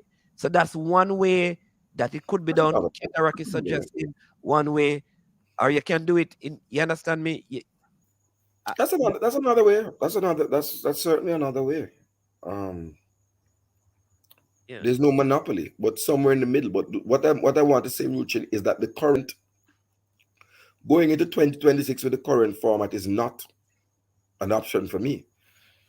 Um, you know, that's just my take on it. Yeah, I don't know if anyone can confirm the Junior Fleming, um, but because like I said, the reports that I saw, it spoke about him moving for that amount of money, right? It says according to Birmingham Legion FC, I think that is the team he played for. He Yes. reached an agreement with Toulouse FC for Fleming transfer. The official value of the transfer is yet to be disclosed pending league and federal approval. right? But it is 500, and I guess they didn't want to say it until it is. So I don't know if him being out of contract necessarily mean that he is not owned by the club, because maybe you understand me, Cataract. It could be that they were Owned by the negotiating. MLS. Because the USL, sorry, because they have a weird kind of structure where you're owned by the USL and Yeah, and the MLS, so you can't if you're playing. That's what I'm understanding. If you're playing MLS, it's not the club like really sell you. It is really the MLS that sells you. I don't know how it works. then the fee is the fee is apportioned, some to the MLS and some to the individual franchise, something like that. Rob Smith is saying player rating rankings are usually done by independent parties. Why don't you travel and do it, Cataract and Manning? So so so Manning, so, so that Cataract. is sure. But management don't like to talk about these things. But I mean, if next season, if man just start to the next round, man should just, All right. when you make a statement like that, Rob, you need to put $100 super chat with it, and we will gladly go all around. But I'm just saying, those coaches would be independent, because those would be national coaches. Person in the national, the technical committee, Mr. Speed can do some work too. Um, the friend Mannings. Those members of the He's technical not. He's not your friend. people, you can identify a panel of people who would, maybe the technical committee of the JFF. Thank you. Maybe that can be a remit of the technical committee of the JFF, doing along with the national coach. And yeah, everybody can watch every game, so the people that watch the game, they give their input, the balance, there's a banter, everything is transparent. The Yeah. problem with the all man and all the Costa team, you couldn't tell, there was a lack of transparency and always all kind of quarrel. So I like Manning's man idea. You could assign one of the national coaches, because you have under 17, under 15, under 20, under 23 coach, goalkeeper coach Barrett. Because goalkeeper coach don't only know about goalkeeping, Yeah. and 8 coaches or 14 coaches look, one per parish, and Yeah. they select the best player from that parish, because there's a limited number of games. And we Call get them elite. Yeah, that's what I think. But let me take Richard. And then Mhm. Richard Stevens. He says, if I'm not mistaken, that was a clean sweep of predictions by Tiddly. Tiddly Winks. In your own words, what happened in the Manning's game? Don't, KC top don't one answer. chance. Do not answer, because he failed to say speak. So And then Richard Stewart says, football structure in Jamaica has not evolved with time, still stuck in the 50s. That the one thing that you can say about the Manning and the Costa Cup, with the exception of adding new teams and zones and stuff, it really has not changed. And what people keep saying, you know, why fix it if it ain't broken? But sometimes you don't have to change it, you can upgrade it. And what we are saying is not to stop it, but to find ways that we can upgrade it, because that is important. Champs has changed, because remember you used to have boys champs separate from girls champs, and they have merged both of them, right? Then they have also changed it from the amount of days. They have cut down that. They have reached. You understand me? We need to see some of these changes happening in the football as well, so we can make the product more modernized, with present day, football philosophy and thinking and culture, I think. Yeah, yeah, man. John Doe says, Cataract, what he's saying in the States or anywhere someone just picks up and starts doing it, not a federation. What he is saying in the States or anywhere someone, I'm not, also, why is Jamaica the only country in the world that takes school football serious? I don't understand the first part of that one, John Doe. Yeah, no, I really don't understand, John. Though, and the player rankings on the ESPN, the college rankings, is done by the national body. And number two, I don't know. That would be like asking why does Jamaican women take bleaching so seriously, or why do Jamaican men take killing so seriously? We have no idea. It's just in our DNA. I don't know. We don't know, but we just work with what we have.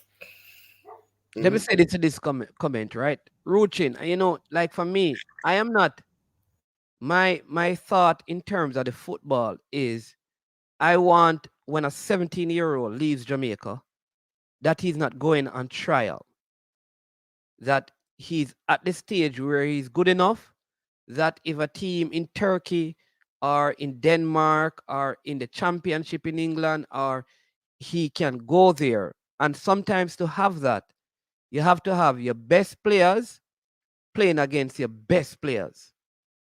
And all I'm saying is that if there's a way that we can get our youngsters playing for those who, because not all of them, some of them, I mean, football is funny because some may want to play football for the purpose of furthering their education. That's all good. But for the ones who want to be professional footballers, we have to find a way to put them in the kind of environment where they are playing against players above them or at least at their same level.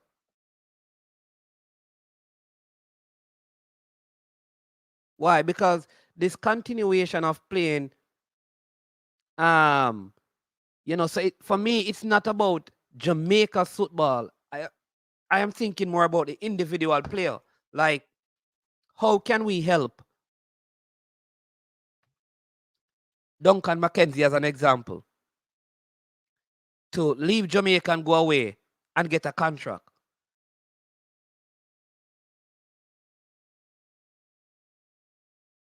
Right? How can we do that instead of have Duncan McKenzie go away on a 2-week trial and then we hear that he's back in Jamaica?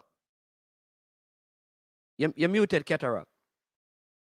Saying the player is not good enough. When you go on trial, you're not good enough. That's just so hard to say. We gas up the player. You have to move at the time when you are ripe to move. And for me, this is part of what JFF is failing to do. The fail of the JFF is to, for example, have a meet with the lower league association, the EFL, expose them to Jamaica football, um, stream get games to the coaches in the EFL, for example. Yeah, you understand? There's work to be done. There's work to be done. You Uh, know what I mean? yeah, and I'll tell you this. Listen, what it, football, I mean, schoolboy football. Listen, you don't understand like how these things. Like Claudia put up a very important comment. All right.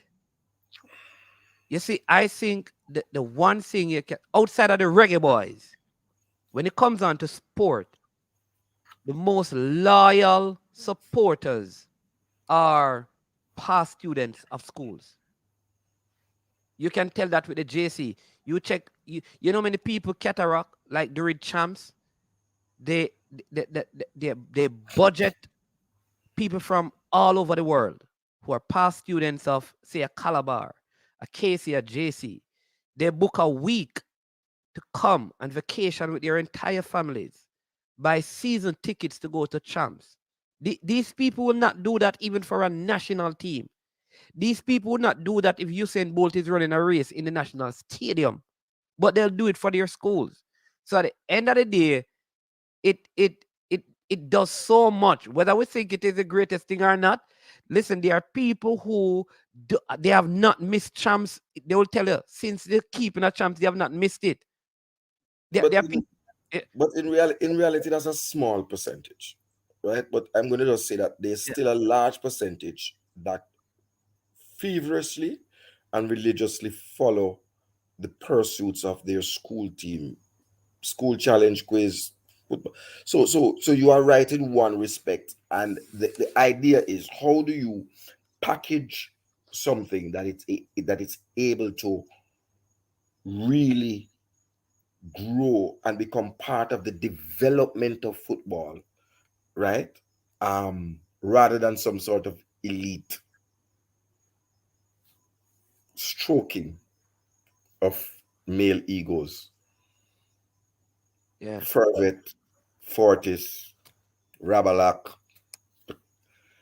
I mean, when you're talking serious developmental work, man, you need developmental people, and you really invest and come up with. Because you see, if we develop more young men, you have less. I won't say all, but you have less susceptible to go into crime. More players go.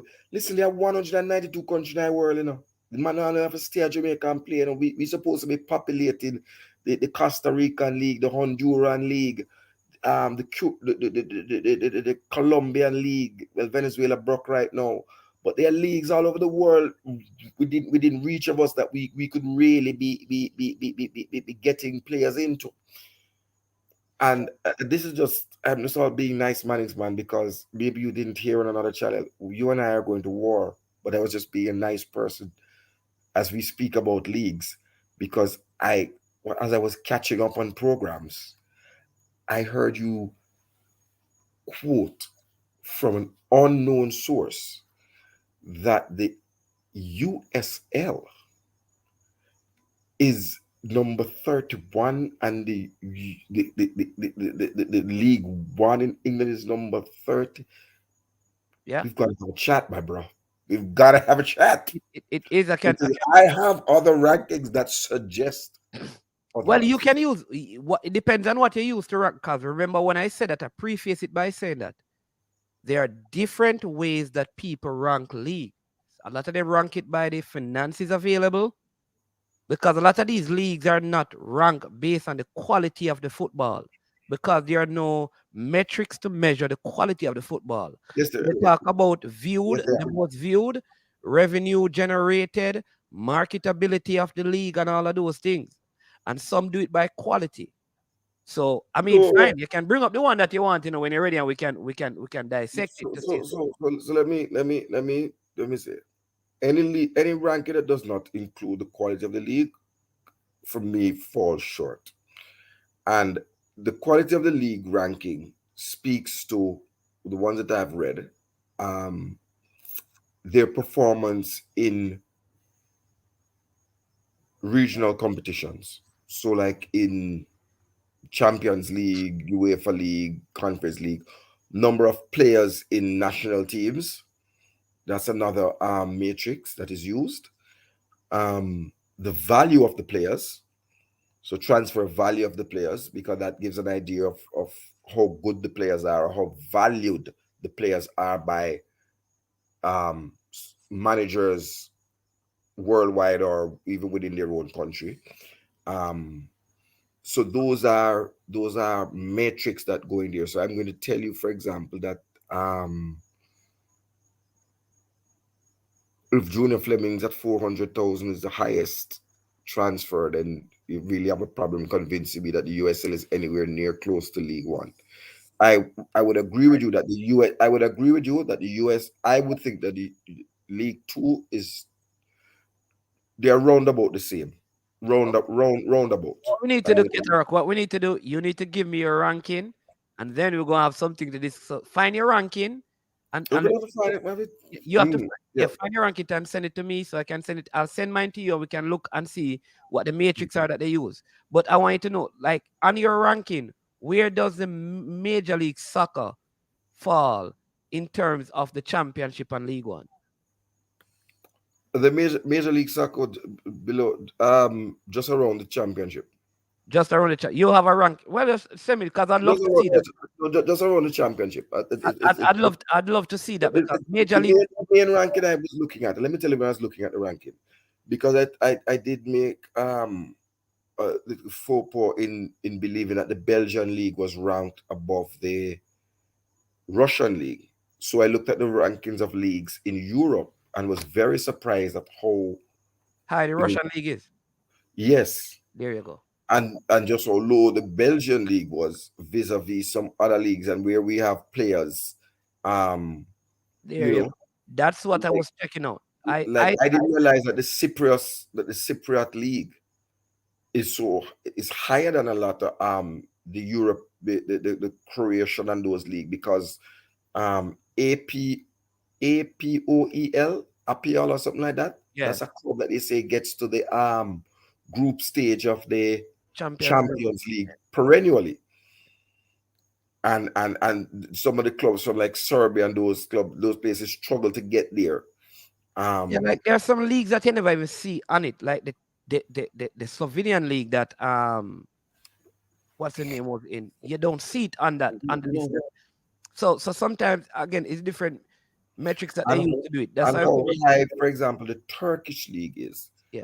And I was reading, and as somebody was saying that there's a lot of Muslim players from North Africa, your Tunisia's, Morocco, Algeria, those yes, yeah, who are in the Turkish league. A lot of Muslim, yeah. the Middle East, those players come there because of religious comfort in terms of that. So it's really interesting. But the Russian league is highly rated, Yeah, but very highly rated. we're gonna get to that discussion. You need to send me your thing and I'll send Yeah, you man. because I have a couple of different what they call measurements that have it both ways. One is based on marketability, one is based on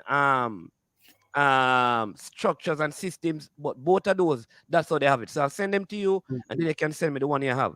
Yeah, Let me man. take some comments and go through quickly. MPW94 says, what is the type of training done for Manning Cup in the US? A soccer team in training does so much running that they can easily matriculate into track and other sport. When are when you are tired, skills fail. I don't think fitness is a challenge for our players at this time. The love for schoolboy football in Jamaica is unique, so JFF needs to restructure it in a way to benefit the national team. Agree, they need to find a way to make it work. All right. Is SBF schoolboy football a marriage? Are they lying to themselves about peer world competitive about peer world competitiveness? I am not sure getting that one, Pagan 180. I know some people disagree, but I think in order to improve our football, we need to either merge clubs or build academies nationwide. I agree with some of that, but I'm telling you, this football in Jamaica is more political than politics. Another alternative is to scrap business house competition and other smaller competitions and pool everything to the club. That's a Um, noble idea, but that's not going up.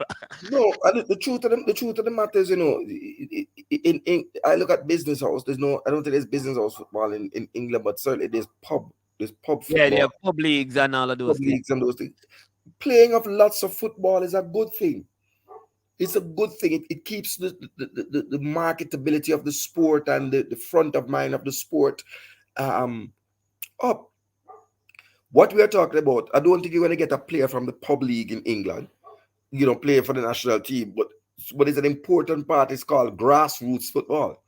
And there's a whole department in the FA that is responsible for grassroots football. There's a whole policy in the Ministry of Sports that looks about grassroots football and keeping the footballing culture. Yeah. Yep. Pagan 180. I guarantee you that when you find the metrics, MLS is above, way above League One. I Yes, guarantee. MLS is above League One. MLS is above League One. Don't MLS have a is big either deal. right on par with championship or above championship. I'm telling you that. I will It's not be it's surprised. very around championship. It's around championship. Yeah, because I want to tell you this too. You realize that the MLS player who transfer to the Premiership, they normally transfer to the Premiership, you know. Like even this guy from Atlanta. Oh geez, he's at Newcastle. Oh geez, but he moved from Atlanta when Atlanta won MLS. He moved from Atlanta and he's at Newcastle and play for one of those South American countries. I think he's a Venezuelan. Oh jeez, I forgot his name. But yeah, um, but So, but because Cranky goes to KC, he comes in when the game Almaran. so, Almaran no, is his name. Almaran, yeah. Somebody um, Almaran. man, if you would permit me, Cranky. if you permit me, in the league rankings that has Yes. several matrix, the Barclays Premier League, of course, is at number one, and the Spanish Premier at number two. and they rank the best and the worst team, right? Russian league is at the Brazil league is at number 8. So the ranking that I have, the Premier League number 1, Spanish league number 2, German Bundesliga number 3, Italian Serie A number 4, French league number 5, Portuguese Liga number 6, Dutch Eredivisie number 7, Brazil number 8, Mexican Division Clausura tournament number 9, and the Russian league number 10. The Okay. English League Championship number 11, Austrian Bundesliga number 12, Belgian Jupiter League number 13, Major League Soccer number 14, Swiss Super League number 15, Turkish League number 16, Danish number 17, Argentina Primera Division number 18, Yeah. Scottish League number 19, German Bundesliga 2 number 20, Greek Super League 21, the Japanese J League 23, Norwegian Tapenguen number 23, Italian Serie B number 24, Spanish Second Division number 25, French League 2 number 26. So congratulations to Junior Flemings. He's going to the 26th best league. The Swedish League, so he's in a league that they rank above Blair Turgot's league, 27. The Chinese Super League 28. The Australian A League 29. English League 1 30th. Oh, USL 31. and isn't that what I said? Hold on. That's what I said. South African I said that 32. I said that the USL is just one league place above. Yeah, but I'm going to Oh, you're using the one that I use. Yeah. right. Yeah. I was just giving the answer there. The South African League 32 and the English League 2 number 33. And of course, the Jamaica Premier League is nowhere to be found. And I think one of the things. So I was really going. So my own was in Europe, right? And then they gave some approximations. Obviously we know the we pretty much no one can argue that the English Premier League is the top league. La Liga second, Bundesliga third, Serie A fourth, and La Liga fifth. Yeah. But they So have MLS is around. they have the Russian Premier League at 7th Yeah. after Yeah. Portugal. And MLS is around 15th or 16th. I think the championship is above it. Yeah. But if you measure the points, because I give you the like if it's a 7.4 in terms of the rating or a 6.8, or so you can see how many points the points differential between Between the teams, and right. that's Don't even how, you can see how it on your competitive thing that the you're league looking is. at. Yeah, How right. competitive the league is. How competitive. So it's based on that, and they have a point system in there. So you can see in terms of competitiveness, how far away is MLS from championship? Yes. How far away USL is from League One? And Yeah, I think that was the point I was I making. I detected that but what happened though is that somebody used your management thing though for try and say them a bonfire upon David Davis because he's in League One. And I'm saying to you, you can't burn out League One players because you happily accept players from the USL, and League USL is below League One. And that is why here's what I say to people. All right. Sometimes when you're looking at a player, you have to look beyond the league and look at the quality of the player. All right. What do I mean by that? I understand the necessity of looking at where you're playing. But for example, say Mikel Antonio were doing all that he's doing now in the championship, right? I would still say he's a Premier League player. You understand me? Because when you see certain qualities in the championship, you can say the player like Ali Watkinson, you could say that Ali Watkinson was a Premier League player, because he was prolific in the championship. So sometimes you have to look beyond the league and just, I don't know, add the eye test to the whole thing to determine the player's quality, because you can't be just stuck in the league that the player is in a loan. Sometimes that is important, but sometimes you have to look beyond that. Um, because there are factors sometimes that can hinder a person from being in a certain staying in a certain league. All right. So for example, all right, Ravel Morrison. All right.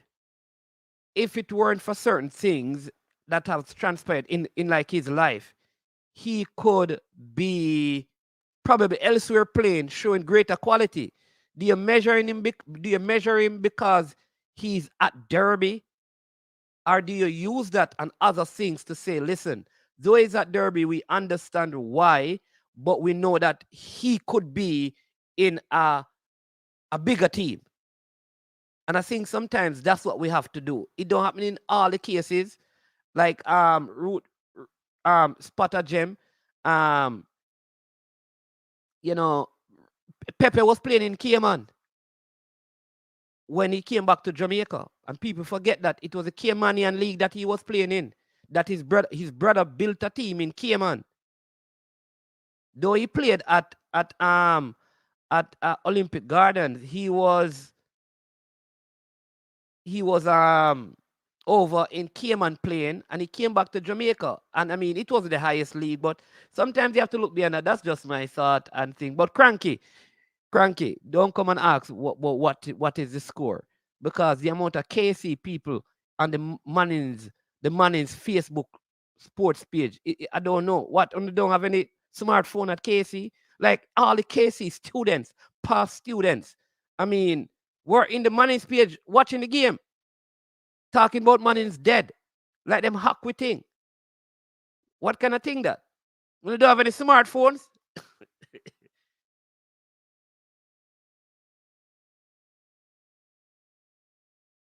No smartphones. Let me get a couple of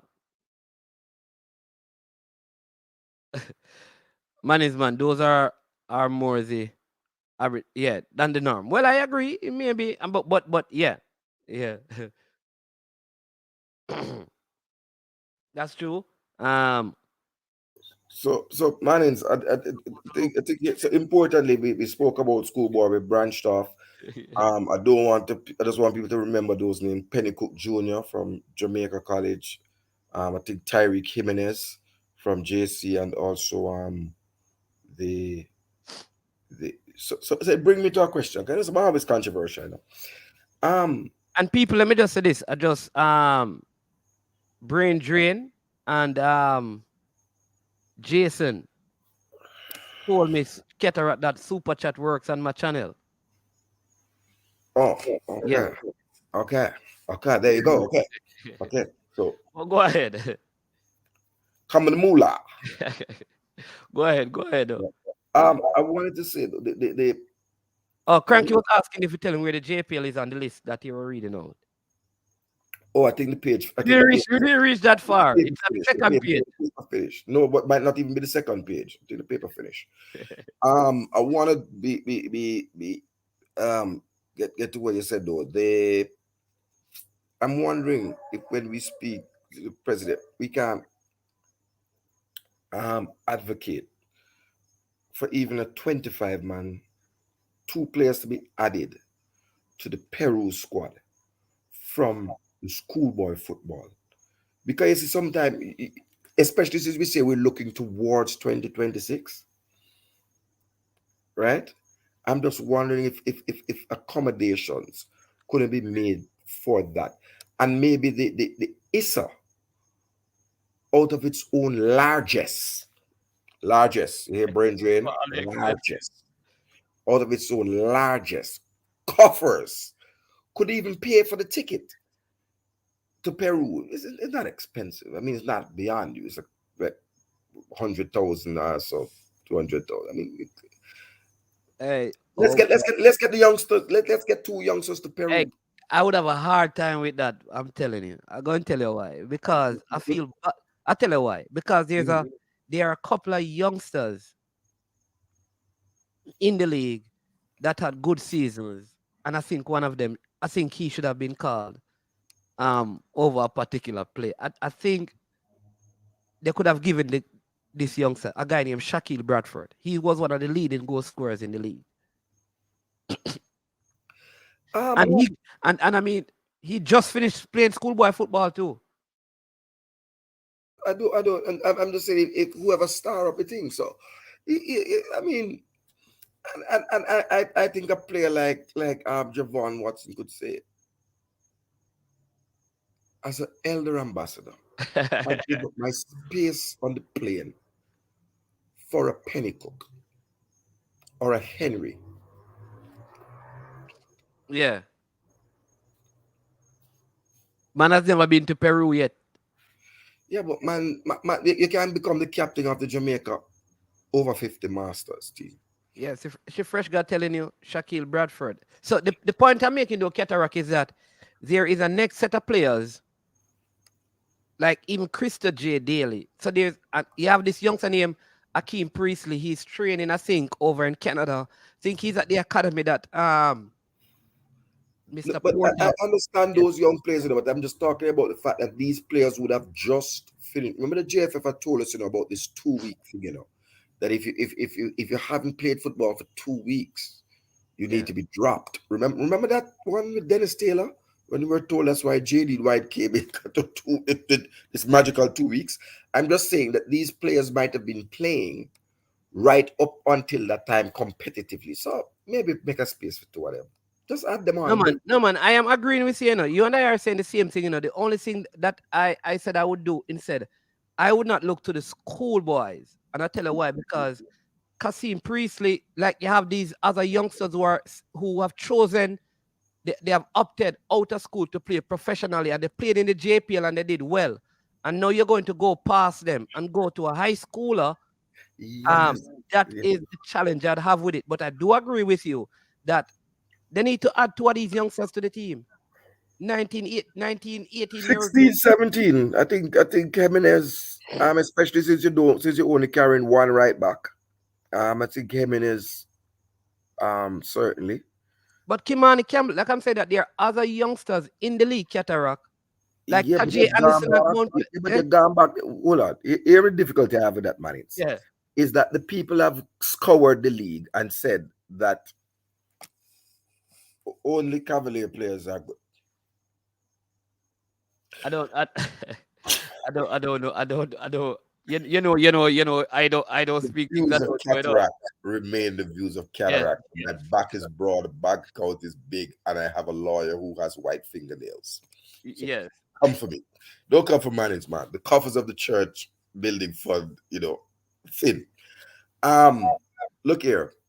They I'm just saying that having looked at the league and taken out who you feel is best in the league, I'm saying this is another league in terms of the schoolboy football competition that's being played. See if you can get one or two, not two. See if you can get two out of there and bolster. That's all I'm saying. No. Um, And Kasim I'm Priestley's at the saying I game, agree. and Kasim Priestley is he? Which Priestley is at Harborview and which is at Waterhouse? This is the one who is at Harborview, but Kasim Priest who plays holding midfield, and like, like if they could include, I would say include him and Shaquille Bradford No, but because you've gone back to the league. You've gone back. Let me say, they have the eyes of the technical committee at the JFF, the assistants to Paul Hall, have looked at the league. And so the difficulty I would have is no, you've gone back to that same. no. All right. So here's what I'd love, Catara. This is where I'd love to hear from the persons who selected. I'd love to, They must come forth. yeah, I'd love to talk to them to find out why was this player a consideration? Was Yes, Priestley, but was no. Bradford All given right. any consideration? Was Taylor given any consideration? And what kind of led to some of those omissions? This is where now the press conference is important because the squad has been selected. I would have loved that because these are questions because I follow the league. So I'm going to say to you, you have a whole heap of players in the league. So I'm not going to beat anybody who makes the selection, right? You select. Just make sure that when they go to Peru, then don't embarrass because when that happen now, that's when I go and beat. Because remember, say coach, I'm no business, Minzy. But I just say, I hold my order, I give my my view, but I still give them a, what do you call it? A wide berth. I give them a latitude. But I'm just saying that in the latitude, you haven't looked at the JPL, you would have selected the players that you feel are the best. So I'm not going to ask you to go back to the JPL and select more players. I'm saying to you, look at the SBF and see if there aren't two players who from that league structure can be added to this developmental squad that is for 2026. And I am scared beep, because this is man is man a good Christian. I'm scared out of my wits because when I hear the JFF say this is a 20 squad towards 2026 and I see Haka in the squad, I am scared because we may have the 40-year virgin. You know that movie? Remember that movie, The 40-Year-Old Virgin? We may have the 42-year-old, 43-year-old CDM in 2026. You're muted. The GFF actually say that this is a squad geared towards 2026. Yes, I read. Someone read that Oh, I didn't. I didn't see that. quotation. I didn't see that. I didn't see that. One of the things. I mean, I don't want to, because I think I need to have something else to discuss. This thing is that what I will say is I think this is indicating to me that certain players may possibly not be seeing the Jamaica team again. Like, I don't think we're going to see O'Neal Fisher down the Jamaican jersey again. I don't think we're going to see Alvis Powell down the Jamaica jersey again. And I don't think Why? we are going to see Why Javan don't Keith why? because No, we were told that all the players accepted. no, I just think the fact that they were not included in this squad is an indication to me that the selectors of the squad don't see them a part of any future squads. Well, I would But therefore. there's no No, quota. but hold on, Matt. Hold up. That's just my thought. I could be wrong. Hold up. Remember, you're close to the centers of power. You know, the centers What of is power man talking about, have man? been right where Cataract is laying right now. The centers of power have been in this frame. Has had the president and the general secretary, and let the people know when Mr. Clark is going to come into this frame, because this is where the people have to come. And the marketing manager, we need her or whoever to come in this frame here where Cataract is, and be management doesn't grill you, be questioned. Ah, but and I have another question. This player of the year business, I'm going to address it here on management. The war is going to be on management. Right. But serious minds, we got a commitment from the president that the business of naming squads in the middle of the night by a press release on Instagram or elsewhere is not appropriate. And we said that that was going to be a thing of the past. And then 2 weeks later, it happened. So is it that the left hand don't know what the right hand is doing? And Maybe it's after this squad. no, either that or that is a slap in the face of the YouTubers and our fans and supporters and subscribers in the comment section. When you give a commitment, it has to come true, man. It can't look so. It can't. Remember, this thing is about trust, right? And I am going to, when we meet or when we next speak, ask that there be some sanction. That whoever did this, there be some sanction. That's right If, around the corner, if, you know. That's supposed to be next week Tuesday, you know. no, but I'm thinking, man, in Sichuku, you could just pen a small letter to the president and copy to say that having given this commitment, we're disappointed at what happened 2 weeks later, that the commitment of the president was not adhered to. Yeah. And I ask just for have a looked reason. I want to know what is the reason for a squad being named at midnight.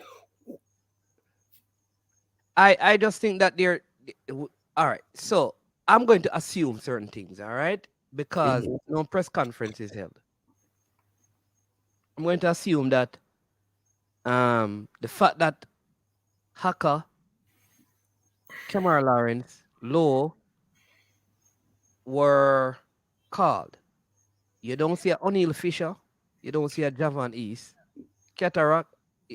That is indicating to me that there's a changing of the guard. And Unless somebody I am, says to me they are injured. I am surprised. So I don't see any Andre Blake. Is I that a situation I of the think the depth? Andre Blake situation is But just based on utterances. There seem to be other like other. I would not be surprised as well if he probably doesn't keep again, but that is a personal choice. I think he wasn't. I don't think he would have been available and they didn't select him.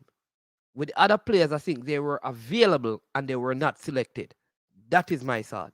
so, but what I'm saying, man, is the footballing public Yeah. should not be dependent on Manning's man assumption and cataract But that's where I agree with you. and cataracts conspiracy theories and wild rantings of a soul man and the sort of um celestial um prophetic thinkings of a pastor. It should not guide the public. It should be transparent. The question should be answered and asked and answered. Hey, Cataract, you know that Flavor D Sound just brought up a point that I think could go with what you were saying. I don't think they should play a JPL all team. You know what they should do? I That's think they it. should play against a all school team. Yeah, man, yeah, man, yeah, man, yeah, I man. I think like this is that. what Paula should do. Like one of the days they get the because the game is the 20th. All right. So by this a couple of the schools are already out of whatever. So you get some of the players and you let them play because he may see what may happen is that he may end up seeing some players. He may see a Mm, youngster, mm. a 17-year-old, 16-year-old who you understand me? So I think this would be a good idea for him to probably say, listen, let me talk to some of the coaches in the schoolboy system. Find 23 players now. Let us have them play against the national team that we have called up. But will those national I players don't, be in Jamaica? Or they'll be I don't like that party shop mental. I don't like that. I don't like that one. I uh, believe that Mr. Speed, as the technical head of the technical committee, the technical committee needs to meet quickly after the semi-final round of this Champions Cup, select 15 players, like a 18-man squad.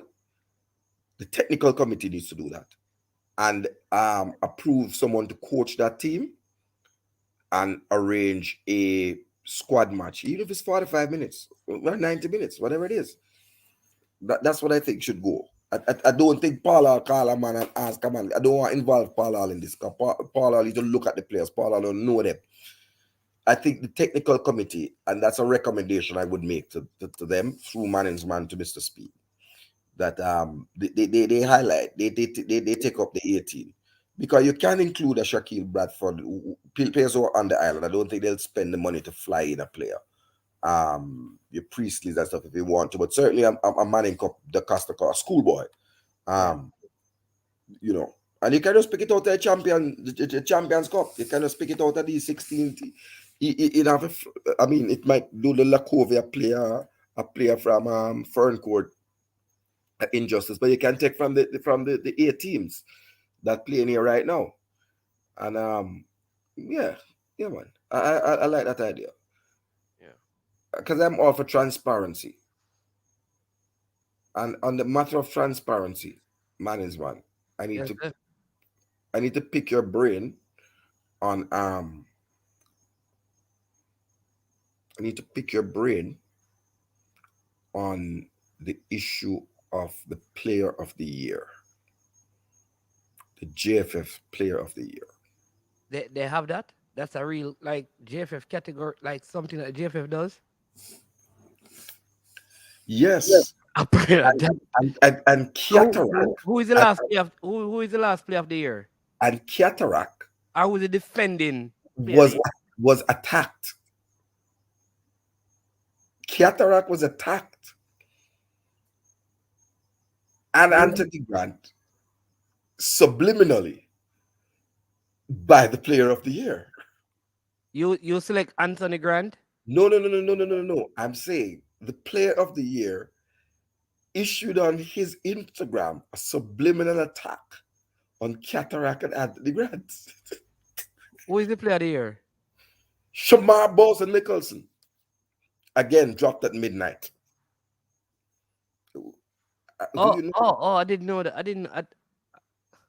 So Shamar Nicholson is the player for the year 2021. 21, yes. Congratulations, man. I didn't know that. I didn't know that. That's a good achievement. I think Andre Blake. What we are saying is it's not a real award.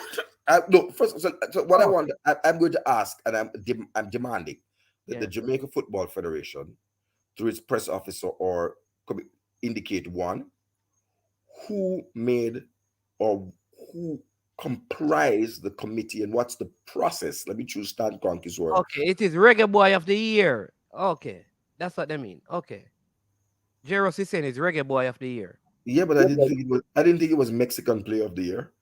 No. Jairus, you're being superfluous. You're being superfluous. Quote. You see one of quote there. Hmm? And then who voted? I don't know. So, but I'm saying who selected. Yeah. But I would say based on the fact that Philadelphia Union went to the MLS thing, Andre Blake had a very good year for Jamaica, you know. No, I am now going to categorically say that the books were cooked. Because I don't know about books were cooked. Like because Anthony Grant Wednesday Anthony Grant really played the second part of the year. Anthony Grant is not a consideration. So the comment on the Twitter and the Instagram page is inappropriate. So Cataract no vex because him cousin will get Reggae Boy of the Year. So this is actually something that happened? Yes. It's a real war. It's a real war. Hey, I don't know about these things. It's a real war. I don't know about these things. I'm very sorry. I can't. You understand? But if Shamar won it, if Shamar won it, he did score some goals and he scored for Jamaica. So that's so what? 4 goals? Huh? Score 4 goals for Jamaica. That make it a Reggae Boy of the Year. And for his club, I suppose. No, it's Reggae Boy of the Year. So it must no. I think what it means is not when it's a Reggae Boy of the Year, it is what he has done as a reggae boy, not just playing for Jamaica. But that must be transparent, so that we don't have these discrepancies. Is it what he did for Jamaica, what he did for his club? Well, it's certainly one for the women. Yes, that's what I'm saying. So now, because you call my name, Boza, because you subliminally fired some shots on Instagram, Cataract is going to blow up this spot, right? I'm going to blow up. No, you're not going to blow up both over here. They have got both. No. You can't blow up.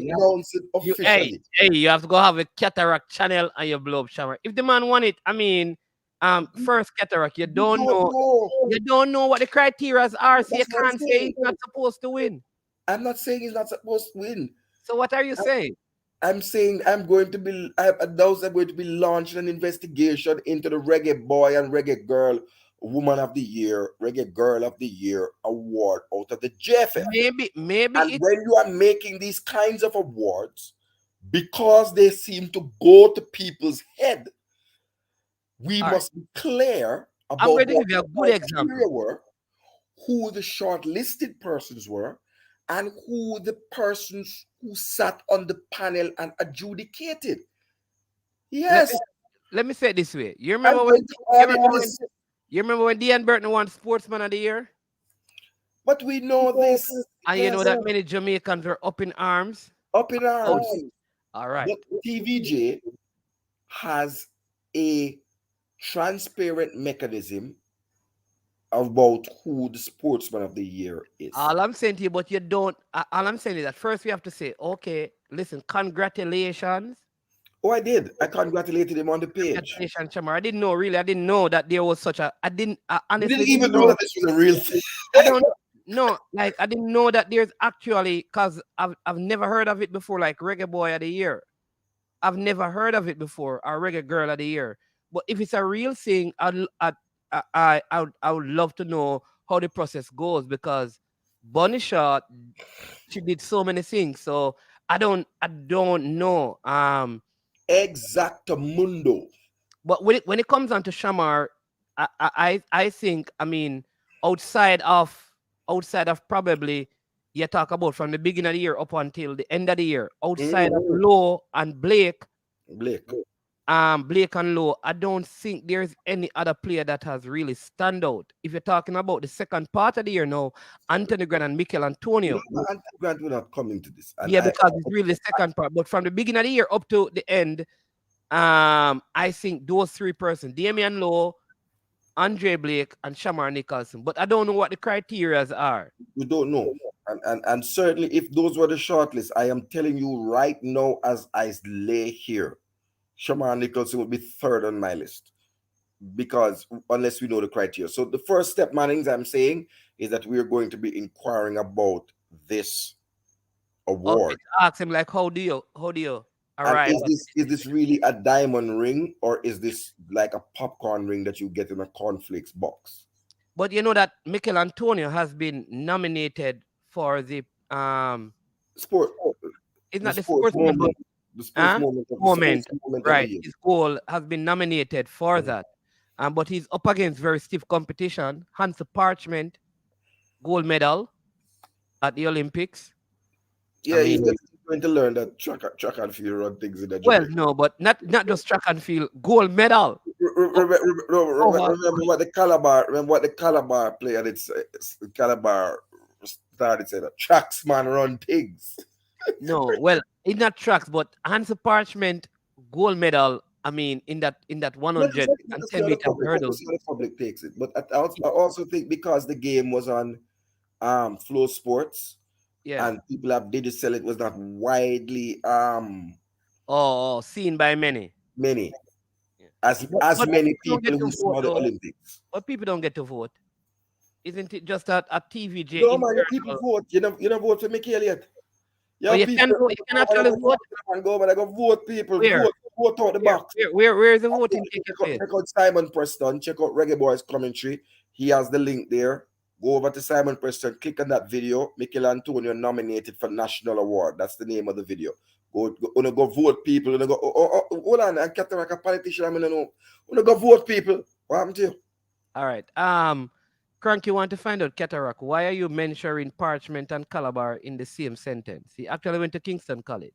Because I can use an object, a subject, and a verb in a sentence. Yeah, I can construct the English sentence.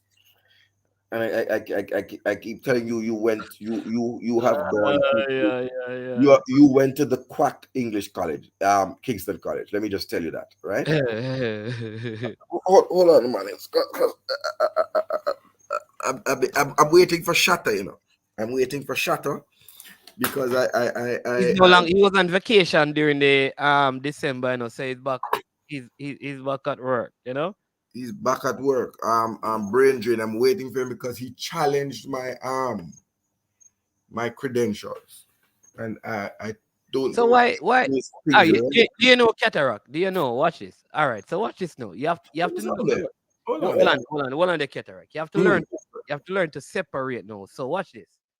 If, for example, you and Brain Drain had a interaction that something needs to be proven at a particular time and a particular format, it is defeating the purpose if you now try to bring clarity to that situation on a different platform at a different time. You need to make sure you conclude the matter on the particular place. You understand it? It is not fair to No, Brain Drain. this is the beginning. No, it's not. I'm not taking on brain drain now. I'm taking on Stan Kroenke. Oh, okay. The peace treaty is about to end. All right, there you go. The peace treaty is about to end, and he has disappeared. Okay, and now he reappears. No more Mr. Nice Guy. We can't see that. You can't see it. Oh, can you see Oh, this? This is from uh, Her Majesty, right? The ministry there. See that? 1991.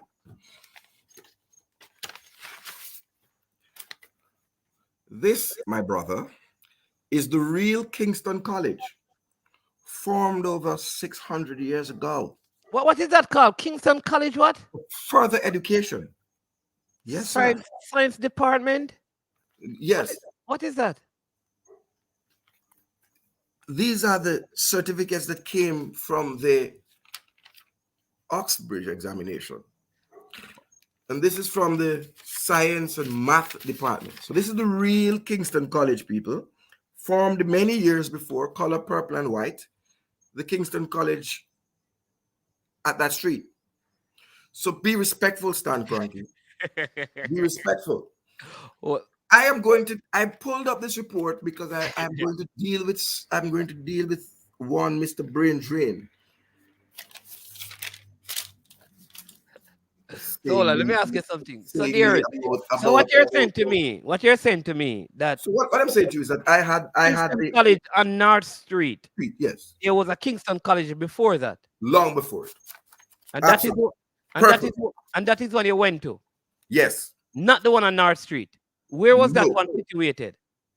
It The one that is you went to. situated, and let me get it correctly because I don't want to cause any harm. It's situated Kingston Hall Road, Kingston upon Thames, Surrey, England. Oh, I see what you mean. So there's a Kingston So College you in cannot England. come and say one KC when you have been birthed. Okay, so now I get what you have been saying, because many persons were of the opinion that you went to the Kingston College on North Street. What you're saying that no, you went to the original Kingston College, Yeah, which is in England. don't be fake, mate. No. These here, let me tell you, it's going to come. It's typewritten. It's signed. You can check those. Well, he's saying that it is fake because it's a handwritten diploma. Oh no, but it came in Her Majesty's Royal Mail. It's not. This is not the diploma, my friend. This is not the diploma. This is the report on the examinations. And Shatter, I'm just telling you, it will indicate to you that in the country of the United Kingdom in 1991, Cataract, aka Ohidi Blake, got the highest score, placed first in the entire country in applied mathematics. Do not come and talk to me about what perpendicular and parallel is ever again. Man said, man went to Kingston College, Oxford, Leeds, University, Cambridge, and the man is a professional trouble. Do not mention Cambridge. Don't do it, please.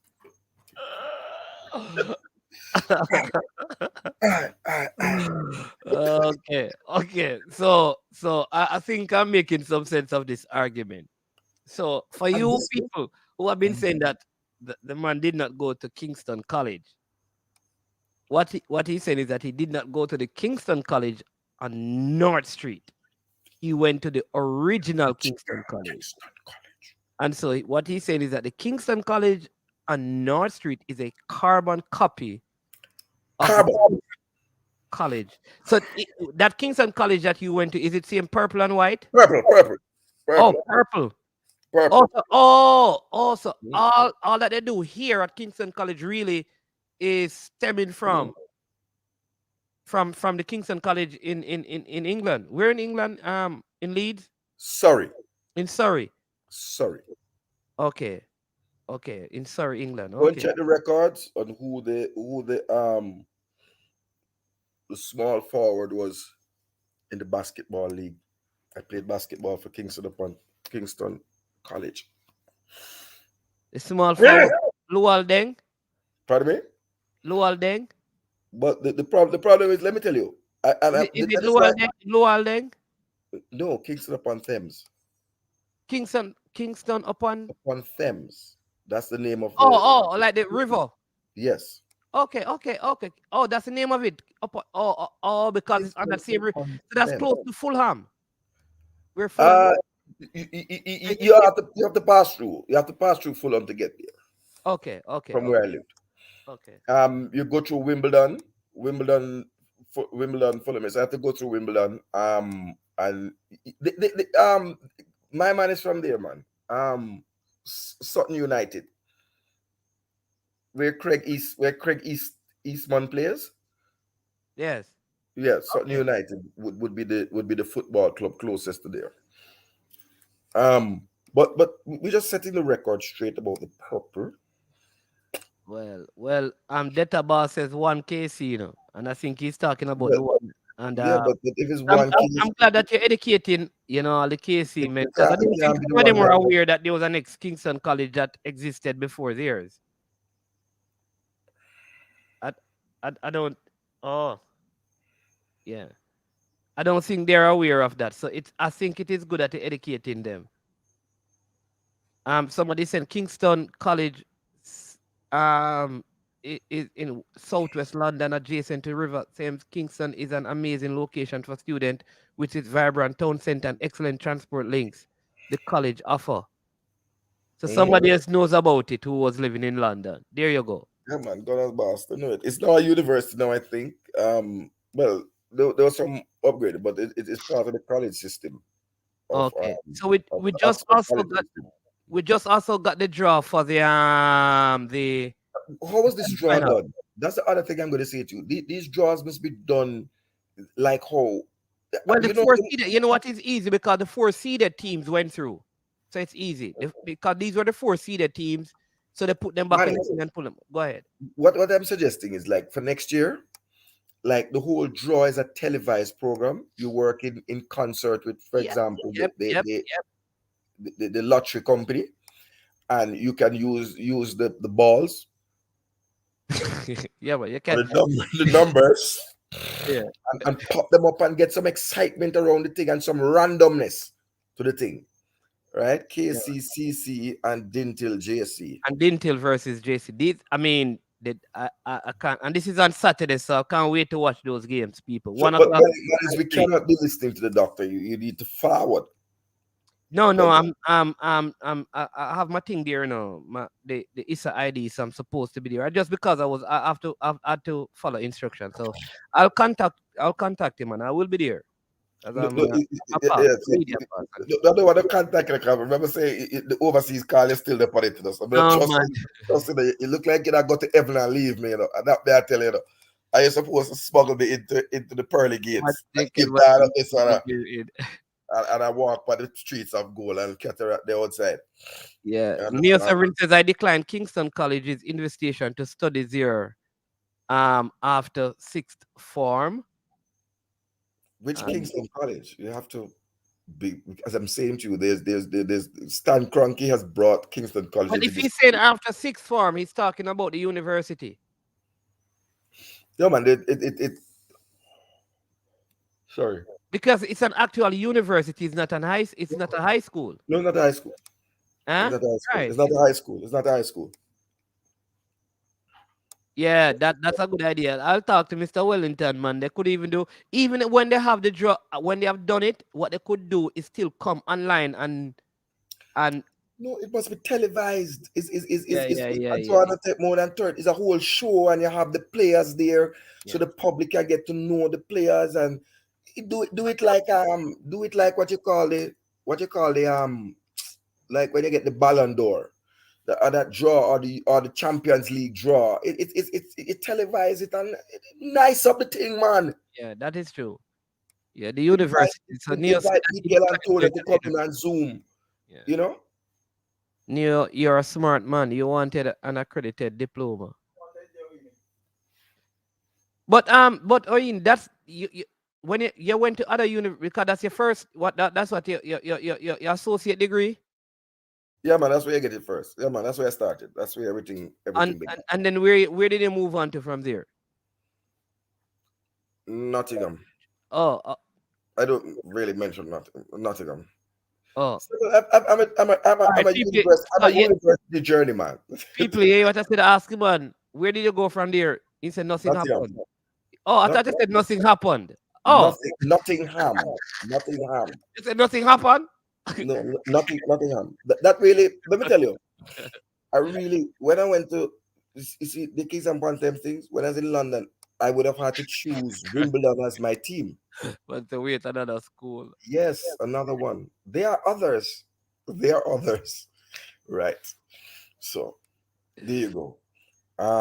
I was wanted, man. My basketball skill You have to did be good. careful how you But word the no, things that you try to, because then you say you're a wanted man. So you have to be no, careful. but let me tell you something. You have to be, Um, Nottingham Trent University. Let me just be clear, because there are two universities in Nottingham. Nottingham Trent University. I like the water. I like the sea. I like the water. So I went to Surrey on the Thames. I went to Nottingham on the Trent River. Nottingham Trent University. I like the sea. Those anybody come from country and no river, it gives a whole energy. You know, yeah. I like that. So you'll always find me near some river. Yeah. So Um, there, so yeah, man. but no, but there's an important point I want to make in terms of how you grounded in terms of football. You take up a team from where you are, and that you have some affiliation with. So you don't just get up and say I'm Arsenal, right?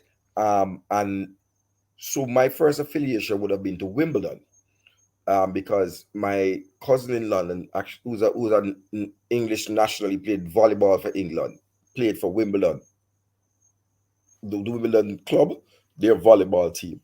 But I, man, could not get into this thing, yeah, brother. I couldn't get into the whole what you call it again now? The long ball football. Wimbledon were the exponents of the long ball football, you know. I don't know if you remember back then in 88, 89, etc.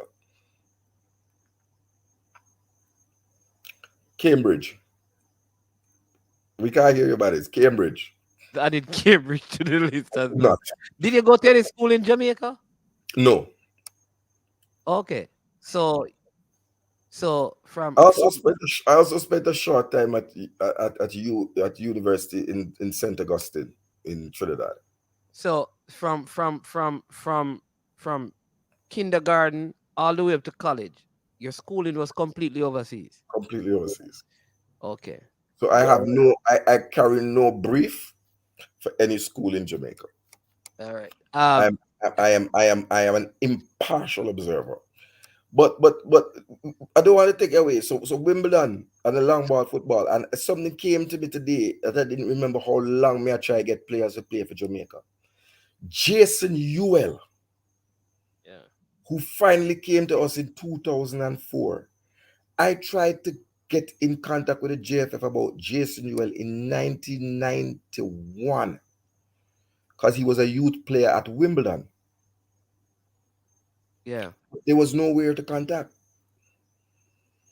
As a matter of fact, I would have put it to you that when we called, when because I remember a documentary where Marcus Gale, or not a documentary, Calabar TV, where Marcus Gale said that it was when Portsmouth played Wimbledon that Paul Hall and Dan Burton them came to him and Robbie Earl after the game and said, "Why you guys don't come play for Jamaica?" And I think they missed Jason Ewell from the youth team, because I believe things would have been different. Jason Ewell is a different kind of striker, you know, brother. Deadly striker. Yeah, he was. He was. He was. This person saying Uh, that yeah, like the local businesses like DSL and Flow won't support or sponsor any draft lottery. I think you misunderstand what he was saying. What he was saying is that for the Flow Champions Cup, where they're gonna have the semifinals to select who play who, mhm. instead of just putting it out like this, they could do a televised draw, right? So we get it now because KC will be playing Clarendon College and JC will be playing Dinthill. You muted. You muted, man. Muted. We not hear you. Not hearing you at all.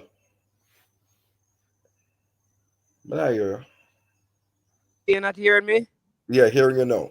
Yeah. So right, I was saying to Gunners boss that what Ketarak was saying Cataract was not saying any lottery draft. What he was saying is that the draw for the semifinal, the draw, not The the draw, draw, not a the draft. draw for the semifinal should be televised and make a big deal out of it.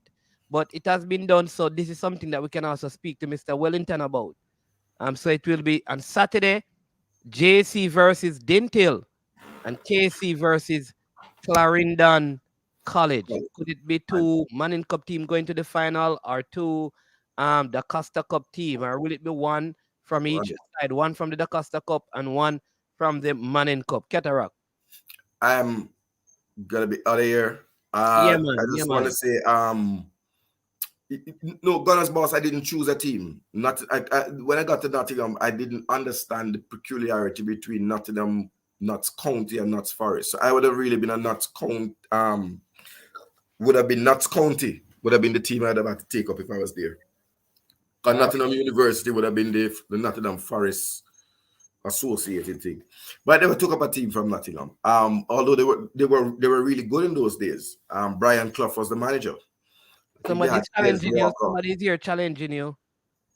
Saying that, it's Stan Kroenke saying that there is no Kingston College on the same. There is a Kingston University. So we don't copy anyone or anything. Ah, Lord. You're clearly mistaken, my brother. And therefore I will continue to expose you now that you have dared to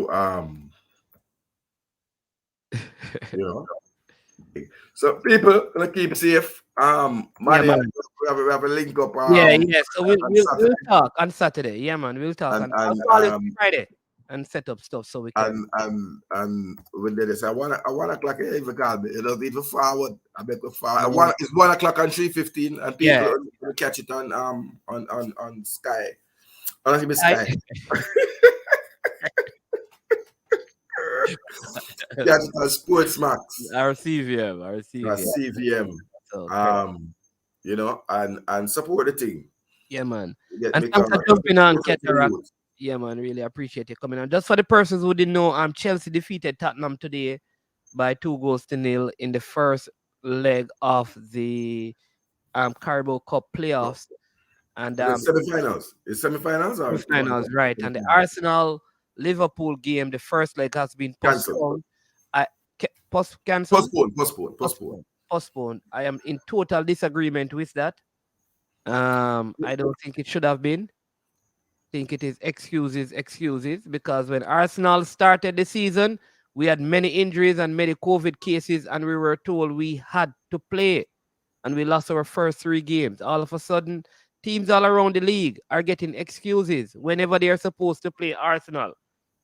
I don't like it, and I'm just stating my displeasure. So Gunners boss,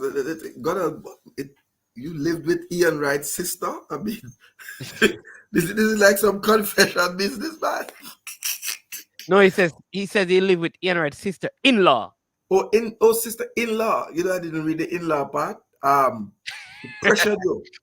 1992, you live next door to Millwall. So you manage to walk and ask that close next to Millwall. I want to beat you to sickness, you know. Was it the Keys? Is it sorry Keys? The Keys. Millwall, that place me never got. You know, so Millwall man, they make me run, brother. One fun story, I tell you. I come from Leeds. And to get to Tooting, that I lived in Tooting, Broadway. I had to take the train when the train come in, and it went through not Crystal Palace, Clapham Junction train station was where you get all the trains that go down in South London. And me and my lead shirt, you know, so bop and I come through and jump off a train in Central London there, so, and then catch the train, go to Crystal Palace, and may I go. There's not Crystal Palace, going to there, got to Clapham Junction. There was a famous record store there named Dub Vendor. I mean, I got Dub Vendor, go buy some music and them thing, and then hit Tooting. And me just see when it's like a great white swarm. The man them run on the electric train line tear. And the first time I ever run in my life. Man, We have a run. The Millwall, me have to run, jump the turnstile, room, and the man them a run me down. But Tiger song never released yet. Dirty Leeds. The man them a say dirty Leeds, dirty Leeds. Tiger Run, never released him song yet. How are you run for? where You run don't put for? that stand up. No, we couldn't turn up. And the funny thing, let me tell you. When I run out the station, I run around the car and I reach Clapham Junction and beer, man, I turn up outside. 'Cause, in those, it was the summer and those days,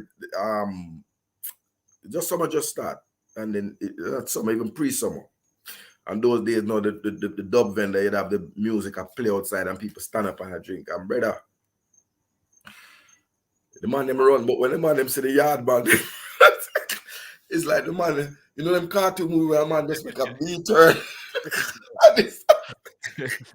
Chuckle. Yeah, man, some big up the man them in a Clapham Junction. Them save me that day, them brother. Guy whole like man them stand up outside and listen some nice reggae music I play. Yeah, man. But Tiger song never come yet, man. Where you run from? I have to run. Yeah. The man them serious like a judge, And I'm me one. I wonder why these white man run me down. I think that show me black. A long time after I realized it was Millwall. Learn about Millwall, but down there in Kent, yeah. Yeah, man. Bless up, Lulu. Listen, Cranky, here's the next man who lived over there saying there's a Kingston College and a Kingston University in London, Stan Cranky. I don't know, because Cranky also lived in England, so I don't know. You three can compete and argue. Cranky probably lived in North London as a Gunners fan.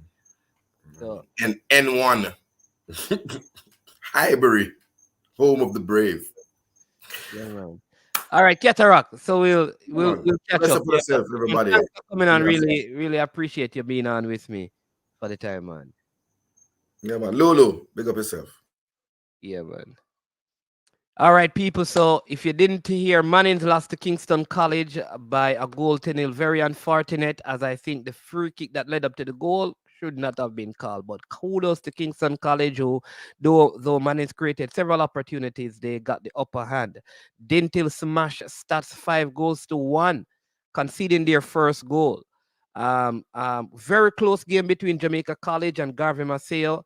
The team split halves. JC had the better of the first half. Garvey Maceo had the better of the second half, and game ended JC scoring a very good goal to win by a goal to nil. Then the most controversial of all the games was the Clarendon College versus Charlie Simmet game. Many say it's a controversial penalty, but it is what it is. Charlie Simmet knocked out. Clarendon College goes to 2-1, and they are going to be facing up with Kingston College in the semifinals. Yeah. Yeah. Yeah. Oh, hold on, to get that one. So they're going to so you're going to have Kingston College versus Clarendon College, and JC versus Dinthill. That is the semifinal pairings for this Saturday of the Champions Cup. All right, so check that out. Stan Cranky says, man, you sound like your last guest who blame everything but his team for losing. All right, so Damon Kelly says, I finally saw Mannings and they were ordinary. Mannings cannot beat Dinthill. All right. Then he says, Kingston College weren't impressive either. I suppose what Damian Kelly is going to say is that Dinthill were impressive. So the only team that is impressive in schoolboy football is Dinthill. The only team that cannot be beaten is Dinthill. Before the game, I was told that the only team that no one can score on is Dinthill. All right. Well, Damian Kelly, it is what it is. The Mannings team are very impressive. I think I think the KC team is a quality team. They're a big, physical, imposing team. The Mannings team created more opportunities. You were here, Damian Kelly. Damian Kelly, you were here. Who had the better opportunities? But Kingston College, with their experience, they won. Kudos to them. All right.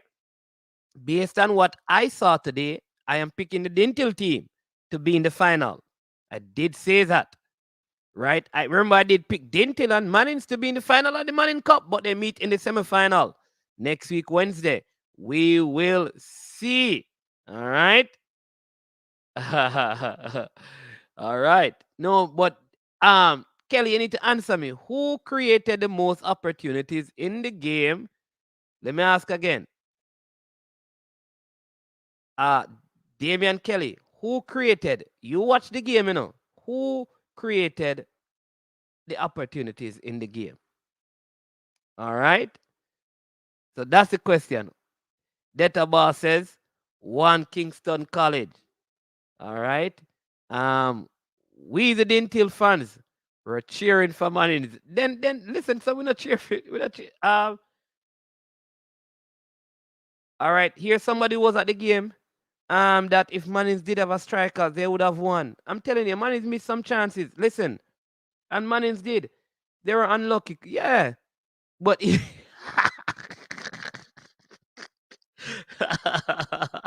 the one said that they still, they still say. No, listen. I think Casey will have.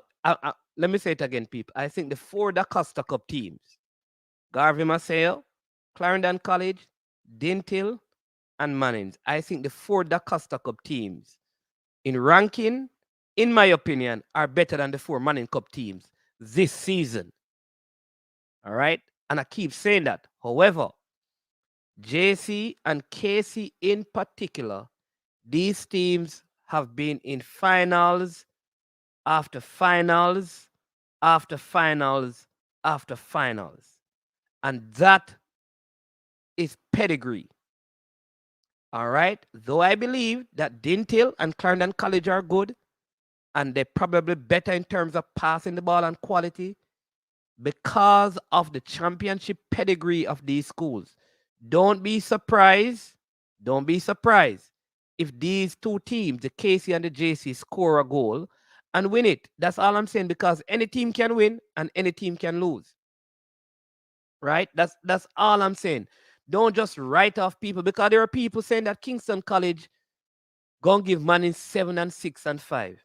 They were nowhere close to. I mean, if you watch the game, they got the free kick was the chance that they created and they scored. You have to give them credit. You have to give them credit. You understand me? But Dinthill, I am bringing you from so long, but don't get ahead of yourself. All right? When it comes to finals and semifinals, it's not just what happens on the field. With the legs, it is what happens between the ears. So just go in with measured expectation. You see what Data says? Didn't tell no about Casey yet. That's why them have so much talk. Next man saying that Casey no good. I wouldn't say I wouldn't say I'm not going to say them say them things, Pearson the big boy, and Casey they were awful. And maybe they just had a bad day, sometimes it's that, sometimes teams can have a bad day.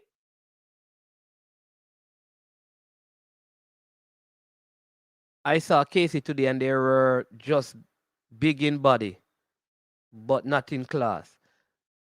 Okay. All right.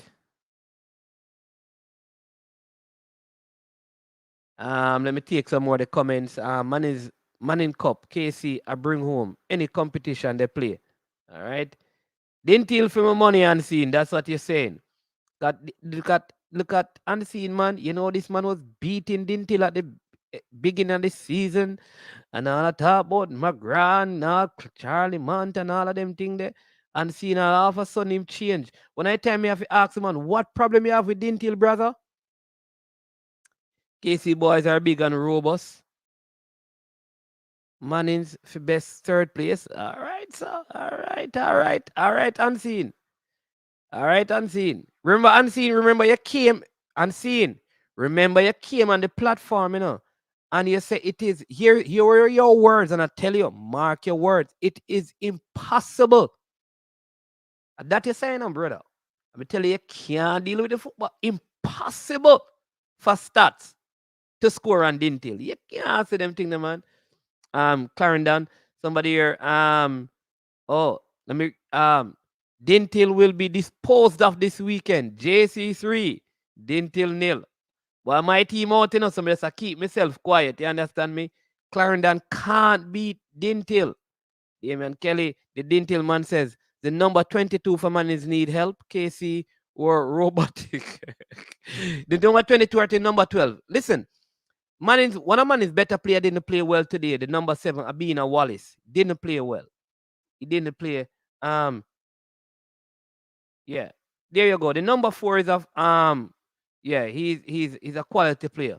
But the number 7 never played well today. The leader in midfield and Roshan Graham Neymar, the number 7, number 11. A couple of the captain, who is a former under 15 player, never played well. Sometimes players just have bad days, man. I don't think the KC, to say that KC is not good is I can't agree with that. But Damon Kelly, you sure is the number 22 or the number 12 you're talking? If Dinthill play KC, they will get the same treatment. If Dinthill play KC, they'll get the same treatment. Same treatment. I think he's saying that KC will use their physical powers and probably do to Dinthill what they do to Mannings. But I think the Dinthill players are bigger than the Mannings players. I'm not a Dinthill fan, but they are the team. Okay, I see what you mean. Dinthill man again says any Dinthill player can score on any day. All right. Jerome Barkley is a standout player for KC. Listen, there were Romario Lawrence in today's game. I didn't see the case. Not even Pearson look good. The KC team today, they didn't look good. They didn't look good. They got the job done, but they didn't look good. Kwame, you see the side and talking the truth. We are big side. All right, Data Boss says, Damon Kelly, at the games that they were class, you didn't watch those others, right? The bad day, yet still getting the win. Yeah, in basically what we're talking about. The man said, Mannings, man, don't do that. It didn't till from the competition start. That me say, I hear you unseen. Unseen, we gonna find tapes of you when we even had to ask you. You had 2 problems with Dinthill and with a coach. I'm not going to call the coach name. And I made sure I found it. All right? So we're going to talk about it. All right? Wait until I get you on it again. Right? Dinthill got a lot of goal scorers. Right. Yeah, number 12. Yeah, man. Listen, that KC left back could have get a red card to them. I tell you the amount of time him foul. Rodney, me I tell him to get red card. Only a yellow card him get, man. Yeah, KC was the worst of the team played today. Yeah.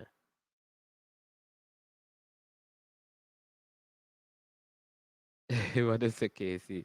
KC not good. Oh, okay, that's what you meant. And then it says KC is well coached. That's their main advantage. I don't know, but like I said, like if Mannings had a clinical striker, because Mannings missed some chances, you know. I mean, they could have equal, like, man, they could have. And it's not like they kick the ball, like the composure and all of that. I don't know. I've seen KC played, and I keep saying this. Sometimes the teams don't play teams up to their level. Because remember, the Mannings players, they won. Ask anybody at the game the amount of fouls because they don't kick away the ball. They're not afraid to control it and take on. And the KC players were just bundling them over. Again, you have to give them credit because they did what they needed to do and they won the game. They won the game. All right, so for the Dinthill players, see how football is. Sometimes when they play teams, you know, you're not going to see the same quality because of how the teams are. You're not going to see, you know, you're not going to see the same quality. But though you don't see the same quality, it doesn't mean that the teams are not good. Because this is a These are pressure games, and in pressure games, coaches they make adjustments just because they want to get the result more so than the quality of play.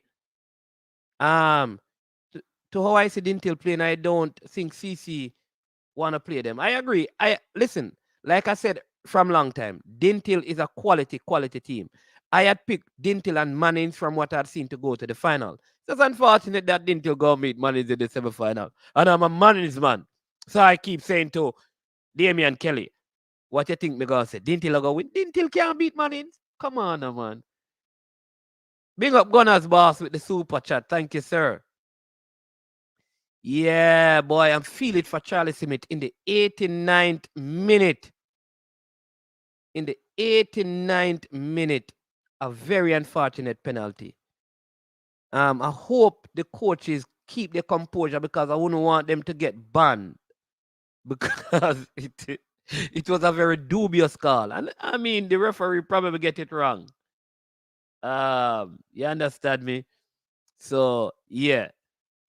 It was a very, very dubious call in that game. But to be fair to Clarendon College, like I said earlier, they had the better of the play. Yeah. Yeah, man. So big up Gunners boss for the super chat. Data boss. Casey was the worst who played today, yet they still won. Clean sheet and all. Well, can't cuss you on that here, man. The captain for Manning should have equalized. Yeah, I'm telling you, him man listen, him get one and the number 9. Never score. Eh, listen, even this guy, the left back for Casey, he had a warm time. Listen, if he fouled, if I would not be surprised. I would not be surprised that this number 12 guy was fouled by the Casey left back like 6 times minimum. Yeah, man is man, but I'm just honest. They cannot beat Dinthill. Too much pace, skill, and power. We play with intent. All right, sir. But, yeah, man. I mean, come on, Damian Kelly, man. We don't know it go already, man. We know it going on. Yeah. Casey, a big side. Them keeper bad. Yeah, man. There was a good free kick close to the end of the game by the Mannings guy. Creeping at the near post. Guy made a brilliant save. Very good goalkeeper. Very good goalkeeper. And like I said, one of the things is that the KC team was so big, and then Mannings was trying to get all of these squares in, and Casey was winning most of those headers. But Casey never, I'm surprised, they never created a lot of opportunities in the game. I don't know if they were off the game, but they never look good. And part of it is because, again, the Mannings team is not one of those teams that kicks away the ball. And I'm telling you, they're gonna have you understand? We're gonna have some problems. A lot of these teams gonna have some problems with the Dinthill team because the Dinthill team is a quality team, but to say that a team cannot lose,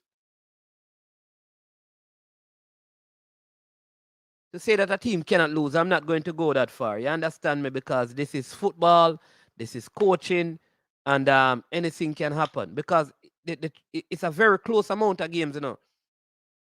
You can have 2 injuries, you never know. You can have a player get a red card, all of these things. So you have to just weigh things in the balance. But on a good day, it's going to be hard for a lot of these teams left in the competition on either side to really get the better of this Dinthill team. They're a quality team.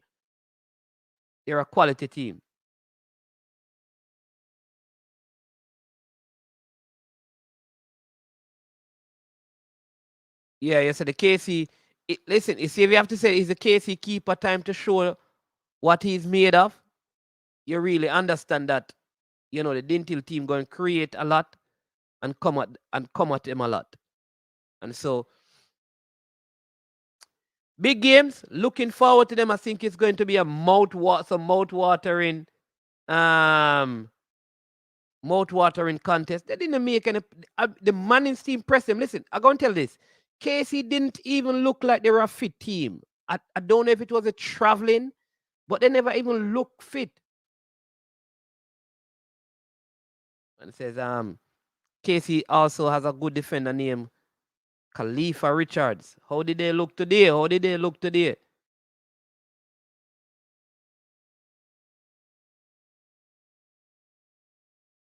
Man is man, once you start to monetize the podcast, there should be a limited number of free comments. Feed the I am sure sports machine for bigger and better contents. Please. All right. All right, Gunners boss. All right, all right, all right. You know, so you need to tell the people them to hit up some super chats and things. Yeah, people, there you go. Gunners boss telling you to drop a couple of super chats. All right. CC coming out better next match. Dinthill can't beat CC. This is a former CC Dakasta Cup winner and captain. Man, them call Rick over there. Probably finish Teachers College right now. Big, big center back down there. And the man, if Rick said, Ricardo Richards, how you doing, Rick? You said that CC coming out better next match. Dinthill cannot beat CC. Rick, who was playing for Dinthill when your Clarendon College team beat them?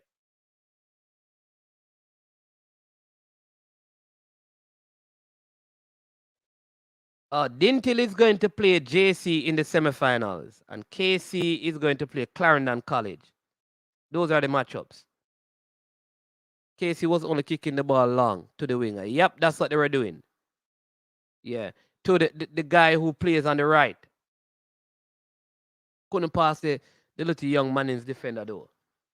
Yeah.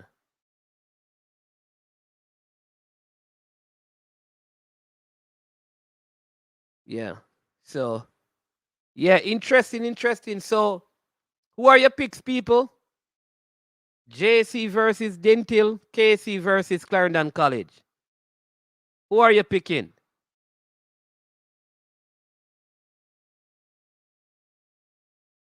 Who are you picking? KC versus KC? Who are you picking for the finals? These games are on Saturday. Saturday at the Stadium East, 1 and 3:30, I believe, or 3:15. Yeah. So, yeah. Yeah, man, yeah, man, yeah, man, Kill. That's what I'm saying. That the Mannings team, one of the best players they have, didn't play. You know, he has not been playing because he had an accident, and they had to convert a center forward. So, but if they had, if this guy was scoring, they would have come out. I think it would have been very difficult for KC. Very, very difficult today. Um, if notice KC changed them style today, which is not good enough. If they had to change them style, something wrong. Man is man, these games are when answer that already. Clarendon versus Dinthill. Or the you're saying that is the final. CC players too fat. Rick, we too fit.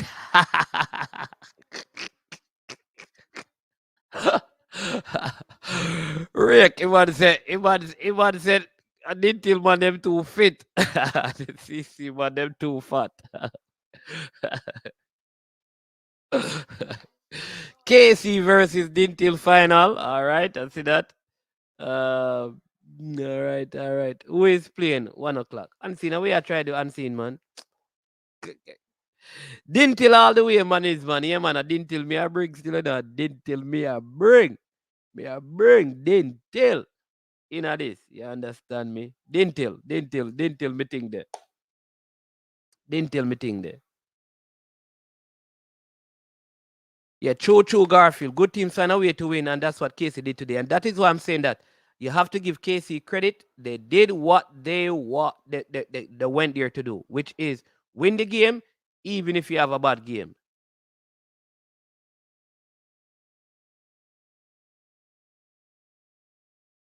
Man said the defenders that CC got can't keep out Dinthill. So CC man, check that out.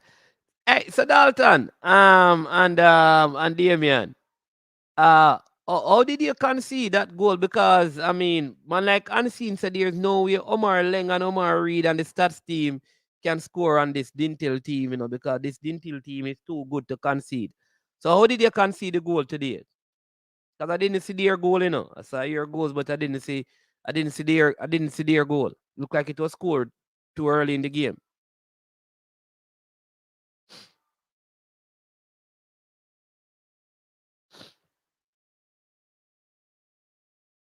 You know how it is, people. Make sure you hit up the like button when you come onto the stream. This is a long, long stream, 3 hours and counting. You understand me?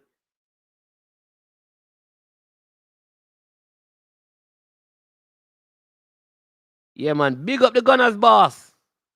With a big old super chat. Respect, respect, respect, respect.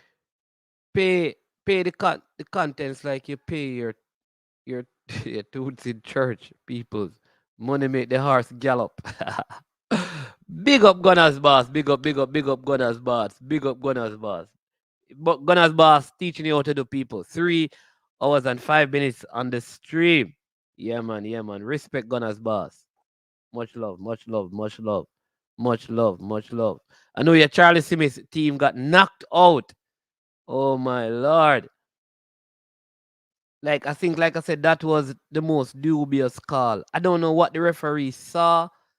But boy, I have to call Eugene and find out how I'm feeling, because that must be very difficult for them to accept, because everybody, you know what is funny, people, like you know, like certain schools, like your Tivoli Gardens and your Charlie Simmons, these schools, when they get to these places, even if they don't have, like you call, the highest quality players, they leave everything out there on the field. And that's what I saw from the Charlie Simmons team today. They left everything out there on the field. Everything. They gave it their all. Everything. Right? Um, I see I am happy that a goal was finally scored on Dinthill and we got that pressure and monkey off our back. People talk about Dinthill response after the goal. Yeah, I think that is important, that you at least had the opportunity to play from a goal down to see how your team would operate. Kwame is saying that Stats has a good forward line. Yeah, man. Very good forward line. But you see, the thing is that Dinthill has quality all around the field, and that made a difference. That made a huge, huge difference um in the grand scheme, I think.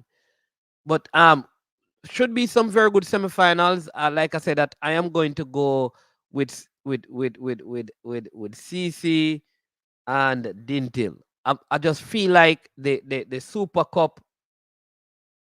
I just feel like the Super Cup is coming back to the rural teams.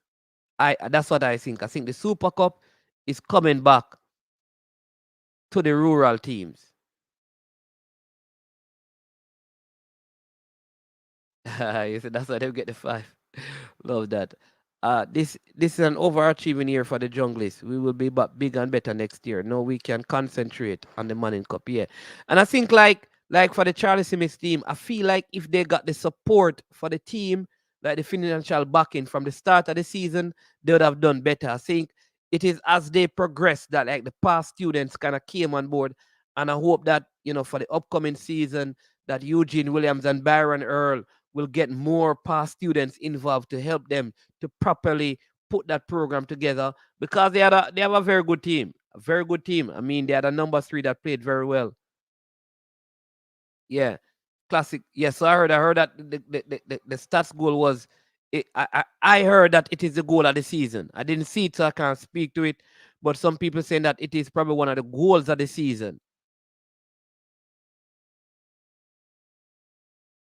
Why the school team can pass the ball but national team can't? Because at the internet, listen, you think if this team was playing against the USA team, they would be able to pass around the ball? So come on, man. None of these school teams could pass the ball. How you see them pass it? You think Clarendon could do what they're doing against the USA national team? Let's put it that way. Could Clarendon College do what? Can Dinthill do what they're doing against the United States national team or Mexico national team? They can't, man. So we can't compare passing the ball at the high school level with the national team not passing the ball, because it's 2 levels of competition. Faster football, way, way faster, and more high press football. But I understand the point you make, no Garfield, but poor comparison in my estimation, because none of these teams can pass it that way.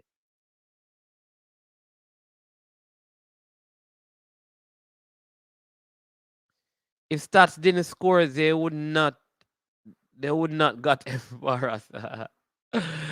We knew Leng. He was training with Dinthill before he went to Stats. Oh, okay, okay. That's interesting. That's interesting. Okay, that's interesting.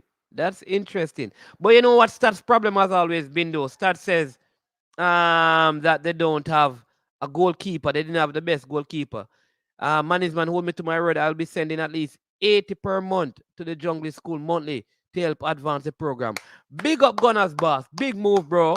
Love that. I think that is very good. Listen, so I'm going to, yes, when time this finish, I'm going to make sure I call the coaches and say, listen, make sure you stay in touch with Gunners boss because I know him to be a man of his word.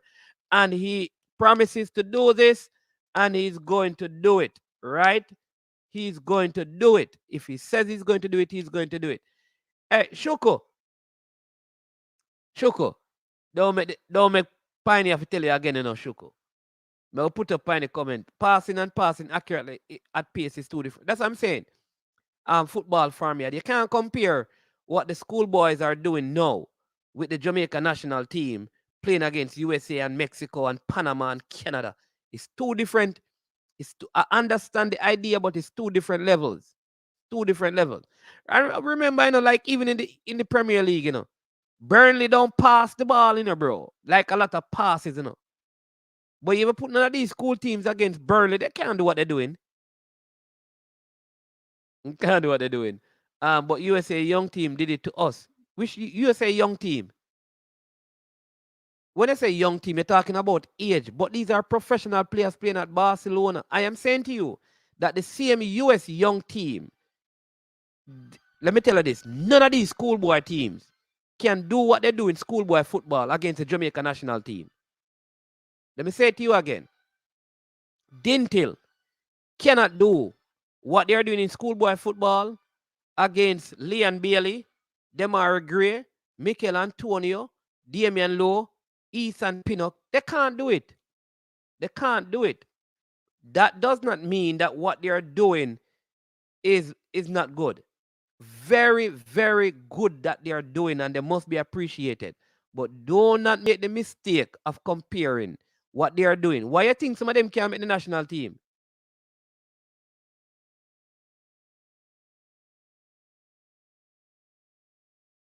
Shoko, your Gunners boss I talk to you. Send a super chat, boss.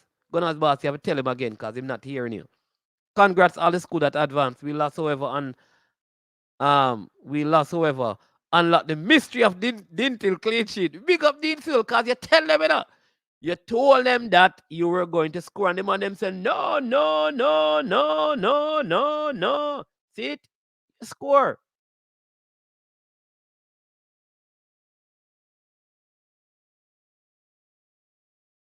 Yeah. So you see, this is what I like. You see, Deans will come back on and congratulate the team because everybody was on the last time. I said, God, my team lose too, you know. But you know, I had to come on and talk still, although my team lose. You understand me? Yeah. Shuko, the Dintil number 13 scored from 25 yards out. Stats goal was scored by their right winger who beat our left back and cut in and scored. The goal wasn't from the 20 yards out. Okay. All right. So Damian Kelly giving some correction there. Yeah. Gunners boss says they can't even do it to the lowest Premier League club. Schoolboys and pros are two different situations, man. Yeah.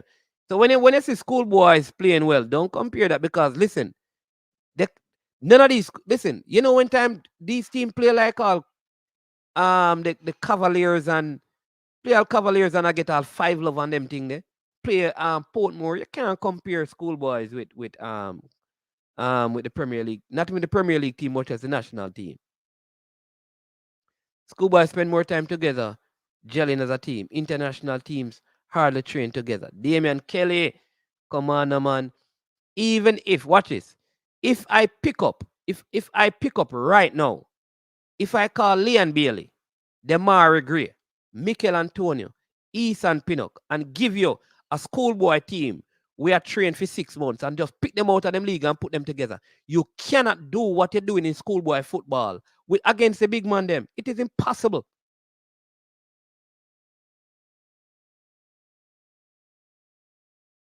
It is impossible, man. Come on, man. Schoolboy football and professional football are two different levels. Because if you reason it this way, Shuku, what we're basically saying is that, yeah, you understand me? These schoolboys can beat Barcelona because them gel together. Or they can beat Brazil. No, we can't do that, man. No schoolboy team can beat the Jamaica national team. None. An all school team cannot beat the Jamaica national team. You pick the best schoolboys right now in the position. They can't beat the Jamaica team. They can't beat Mexico. They can't beat USA. Even if they train together for 6 months and they gel, they can't beat them.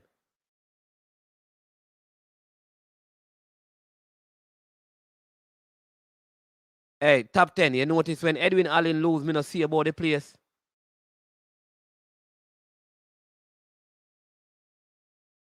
I mean, never see about the place. You see, you come in here now, trouble me about my Mannings lose. Let me tell you this, bro.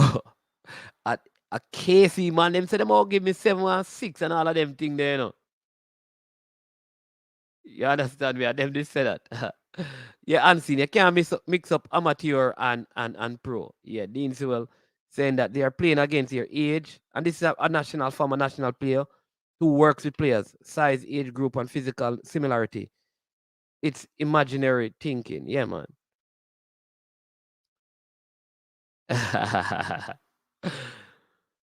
Yeah, it's impossible for these schoolboy to beat the national team. I agree. I won't even prolong it. Not even athletic where speed matters. They can do it. Yeah. They can't, man. The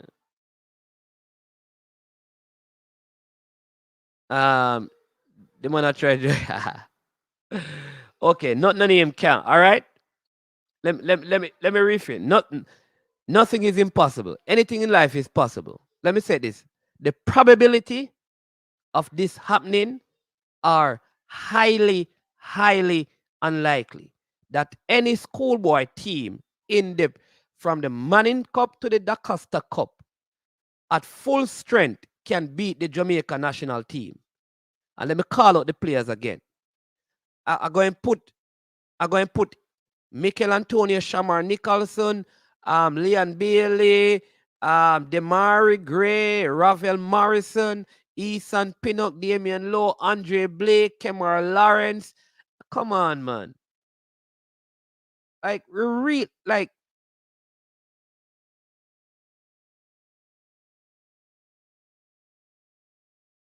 all right, you know what? Me not want to go bother have the conversation because it don't make no sense. Me have a different conversation because the only way a conversation can continue if you continue talking about it. So, all right. Casey do what they have to do today. True that, Garfield Reed. All right. I'm not saying that schoolboy can do it against big men. I'm just saying that they come together and know each other game outside. Hence, yeah, man.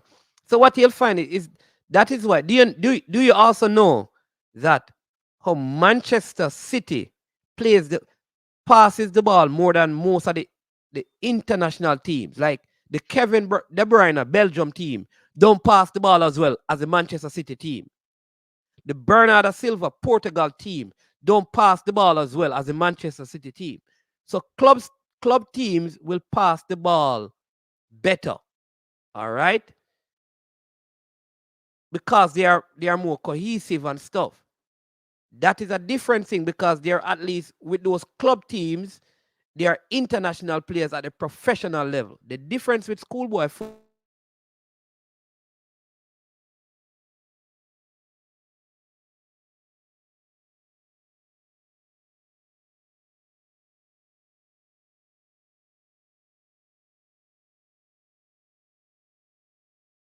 when Clarendon College today made 16 passes, when they played against Portmore beat them. They played, what I'm saying, some of these teams play against the Premier League teams, and the Premier League teams beat them easily.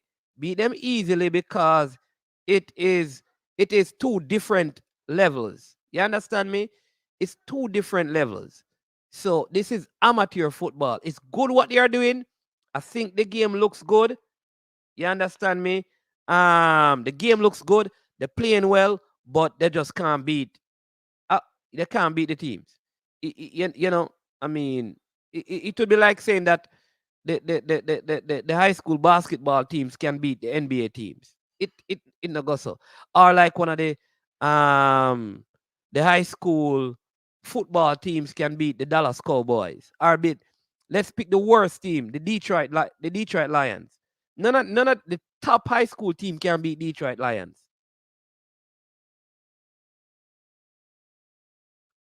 All right, I love this one. I love this one. Damon Kelly said, big up the States fans. They treated us good today. We got good food, good feel, good facilities. Big up the best president, Mr. Wellington. Hey, Shukuno, go down to go eat the man them food. Eh?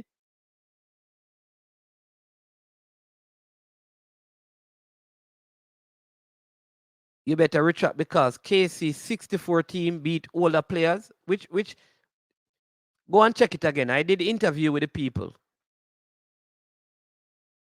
I did the interview with the people. And remember at that, you have to remember, you have put things in their context, sir. When they were going to play the game, also remember that many Jamaican players could not play, like Alan Skillcole. Come on now, we have to get the facts right. I just interviewed the people. That's not how it went. The KC 64 team did not beat the Jamaica national team. All right, correct. So go and check that. They didn't beat the Jamaica national team.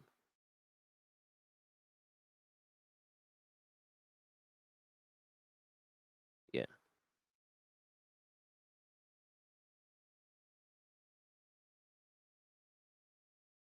Yeah, there you go. Exactly, Dalton. So when people are saying that KC gonna give Mannings all this and that, it never make no sense.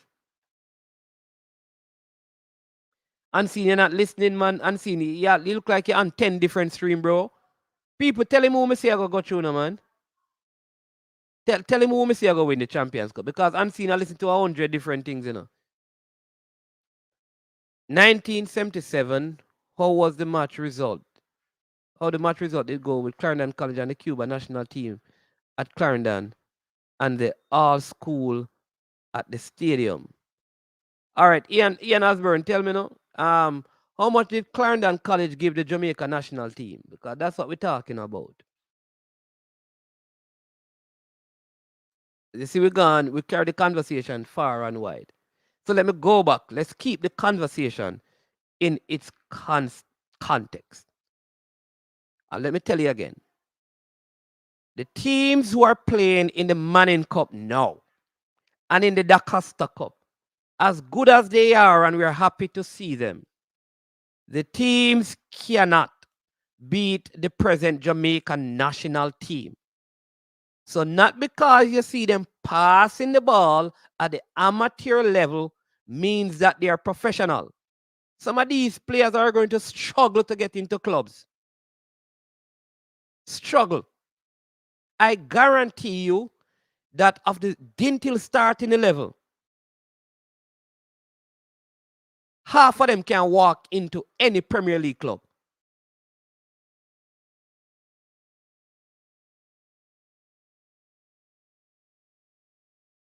Let me say it again. So Jamaica could hardly beat Cuba. So sometimes when we're talking, we understand that we have to get the facts and the history right.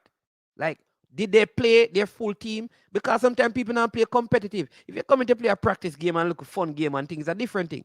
You put this team to play a real competition. No schoolboy team can beat no national team, man. Highly unlikely that those things. Highly unlikely that those things. And any given day, anything can happen. A ball can chink off a stone and go in at the goal, and the game end, and the referee give be a dubious decisions and stuff. But we can't mix amateur with professional. That's all me as in, man.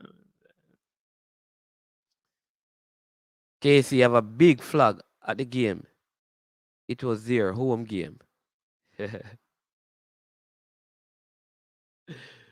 Uh,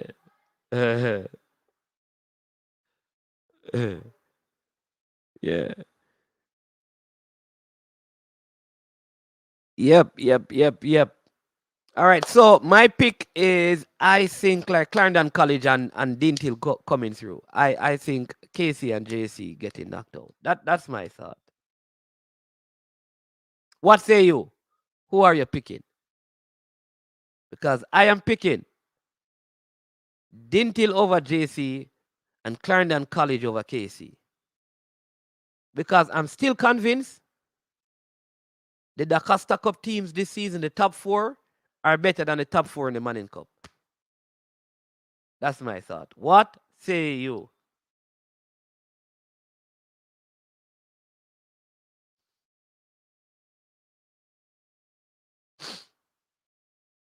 All right. Who is the top 5 high school ballers in the country? All right. From what I have seen, and many people are going to give a different opinions. All right. I would say one of them is this guy called Omar Leng. The other one I would say is Gary Mills. Gary Mills is at Dinthill. Omar Leng is at Stats. I think they are two very good ballers. I think Katie had a baller called Aldridge that I think is a very good footballer as well. I would say Tariq Yemenes is at JC. It played in the Premier League, is also very good. That's 4. And you know, there are many I feel so bad, but I have to squeeze in Javian Williams at Mannings, the centre back.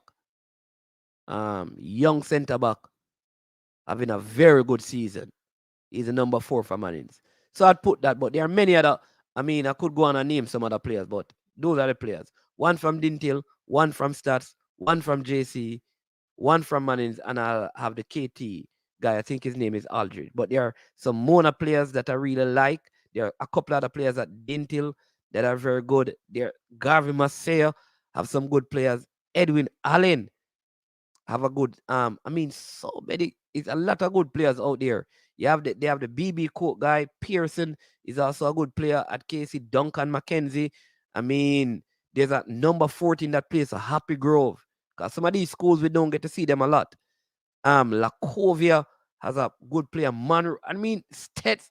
There's some good players out there still, but that's my opinion. I mean, other persons can probably name. Yeah. Um, yeah, in track and field. Yeah, maybe that's. Yeah, man. Then me not call. You mean, man? Look what time I call Pearson, man. Me not call Pearson. Not in the. I mean, Pearson have. He has had a on and off season. I don't know what's happening with him. I feel like he was better the last time I saw him. I think he has too big. Me no know. See, I bring JC. Phil Jones says, "Come on, man, is man. Casey, I go win. Clarendon, Clarendon is known Cornwall. All right."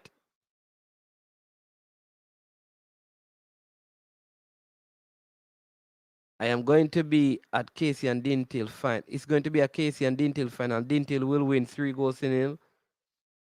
Yeah, man. Pearson is a good player, you know. Yeah, Kelson from Calabar, Rochester, from Georges, though they never reach for right, and Iansworth as well. From um from Calabar is also very good. The St. George's captain is a very good player as well. St. Catherine has, I mean, there are some good players. Honestly, there are some good players. From captain Woodbine, a lot, like I said, a lot of the players people did not see them. This is the younger brother of O'Brien Woodbine, very good player. Petersfield has a center forward. I mean, so there are players scattered all over the league. So it's kind of hard to kind of, because you're going yeah, you're gonna always leave out people.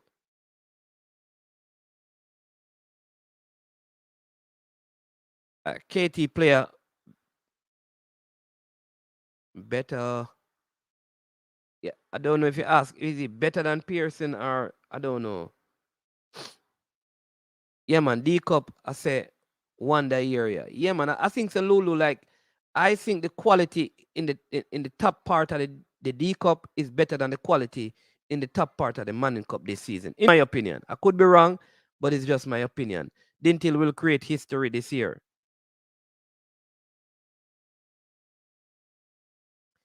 So how KT player never outplay Pearson when they meet. He did, you know. If you watch the game, you know. But it was him alone. Try and remember. Aldridge. Aldridge, if you remember that game, it was really he was carrying the burden by himself. That's what I'm saying, you know. I'm not saying Pearson is not a good player. No. I feel like Pearson had a better season um the season before. Not because it was 1 year. Mannings, man, the chat not done. No, sir. The chat soon done, you know. You can jump on. But the link was pinned, you know. You can jump on, you know, CC. But Pearson is a good player. I think KC has KC has some good player. Mona has some good players. Listen, the schools have good players. The man just asked me name five. Hey, Garfield, name your five now. Name your five. Garfield, the man asked a question. Who are the top five schoolboy players? Garfield, name your five. Instead of arguing with me about my opinion, name your five. Name your five, Garfield. All right, people, we're waiting on Garfield 5.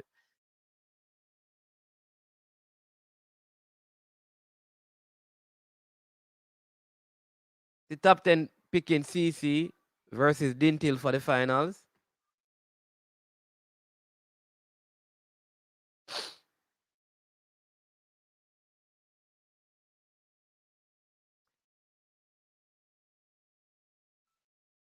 We have 8 minutes before we close the stream, people. Being a long one. Tomorrow we have a big one.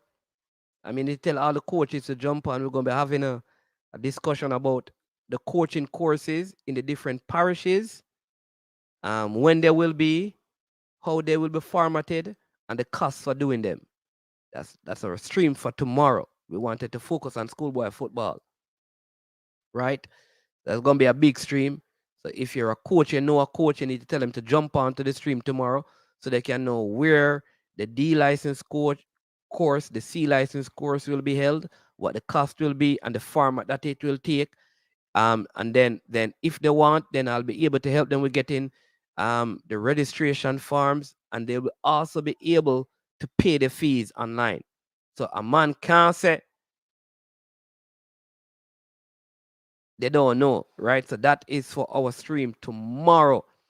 Yeah, remember, people, super chat working, you know.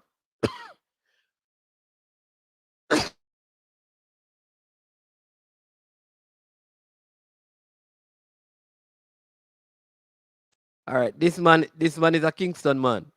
The man, all of these players play in the corporate are from the corporate area.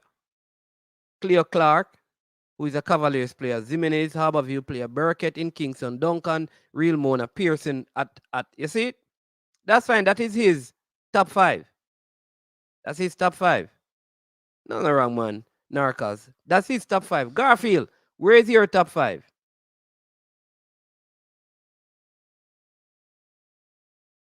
All right, there you go. Pearson, Mills from where?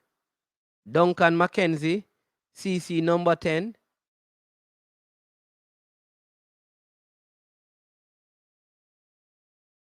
All right, people. All right. You see, I'm a fair man. All right. So watch my number. Watch. Oh, Gary Mills. He's talking from Dinthill. Okay, yeah, man. Gary Mills is in there. Yeah. All right. Gary Mills.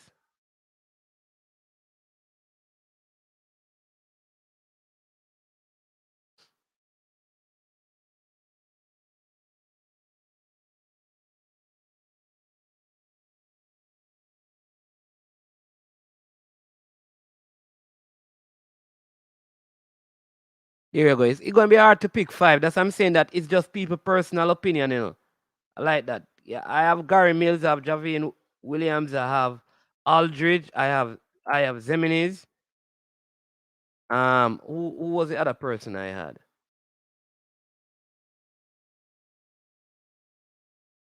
I had one more person. Oh Lord, who is it?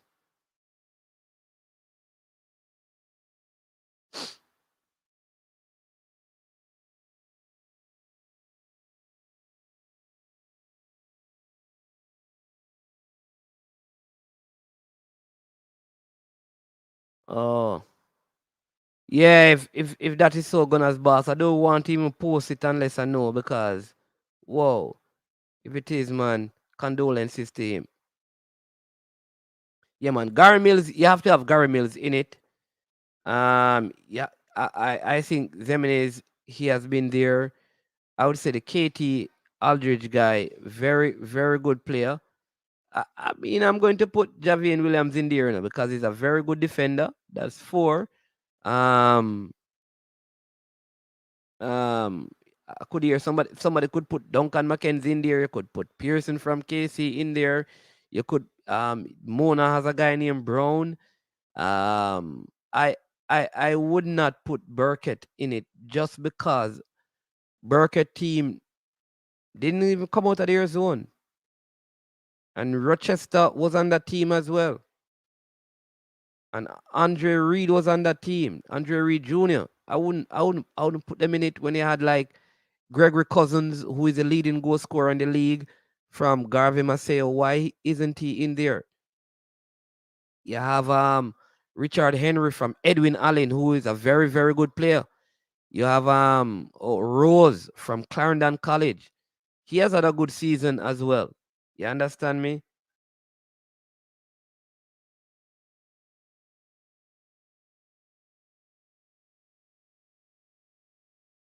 Yeah. What I want to know about Mills is if he is still going to be a part of Mount Pleasant. That is the interesting thing. Like, when the schoolboy season ends, is he going to be going to school, or is he going to be out of school and be back at Mount Pleasant? That is going to be very interesting. Or is it that he no longer has a contract there? Yeah. I did tell you the teams that was going to make it through. Ha ha, laugh out loud. Big up Chris, the sports guy. Yeah, yeah, yeah, yeah. All right, all right. People, 2 minutes left on the stream before we go. It was so good spending the evening with you. We have gone way past time, but it was a pleasure being with you. We will be back again tomorrow, like I told you, to discuss some coaching. We're talking about the courses being offered by the JFF, how to get signed up, where there will be the format and the cost for the D and the C license. We'll be doing that tomorrow. So hope you'll come and stick and stay with us. Want to thank the Gunners boss for the super chat. Really, really, I really, really, really appreciate that. Remember, people, if you like the content, please make sure you hit the like button. And not only that, make sure you subscribe to the channel, right? Subscribe, get someone else to subscribe. We are over 2,500 subscribers. Our next goal is 3K. Yes, 3K. We need 400 and odd to get there. So it seemed like a big number, but with your help, we can do that. Listen, if you're ready, before you leave, you could also just shoot one more super chat to close the show out. You understand?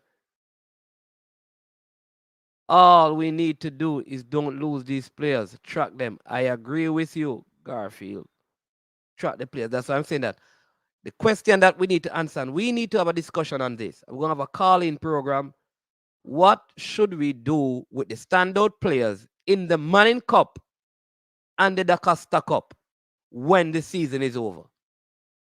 Because you and I know that a lot of these players in some of the schools, they were not attending school, but because the rules were relaxed, they played football. What will happen to them when schoolboy football is finished? Will they go under the radar or will they stay on the radar? I am Mannings Man. It was indeed my great pleasure being with you for 3 hours and 40 minutes today. Want to thank Cataract for jumping on to say a big thank you to every person in the comment section. Congratulations again to the 4 teams that won today. Big congratulations to Kingston College, who went to St. Elizabeth and they did what they had to do. They eked out a 1-0 victory over Mannings. All right. Not only that, but Dinthill with the best performance of the day. They ran out 5-1 winners over STATHS. Bam, bam, bam, bam, bam. Then JC barely getting by Garvey Maceo. And then controversy. But Clarendon College were able to eke out a 2-1 victory over a well-drilled and coached Charlie Smith high school team. The semifinals are Saturday. JC versus Dinthill and KC versus Clarendon College. And M10 football, the JC man has just landed. He was in the background listening to all the Dinthill people and he wasn't saying anything. This is his modus operandi. He normally hides in the background, listen to all that is being said, and pops up at the end to say, ha ha, I told you so. What will he say after the JC versus Dinthill game on Saturday? We will see and we will hear. Gunners Boss is asking what time. I want to do it at a time. I mean, we have something at 11, but we're looking at 11 or doing it later in the evening at like 5:30 because I want to get the coaches on because we have all the information for the coaching courses and want to make sure that the coaches are there. So we'll probably do it as an evening show at 5:30 because we have something planned for 11 in the morning. But thank you so much.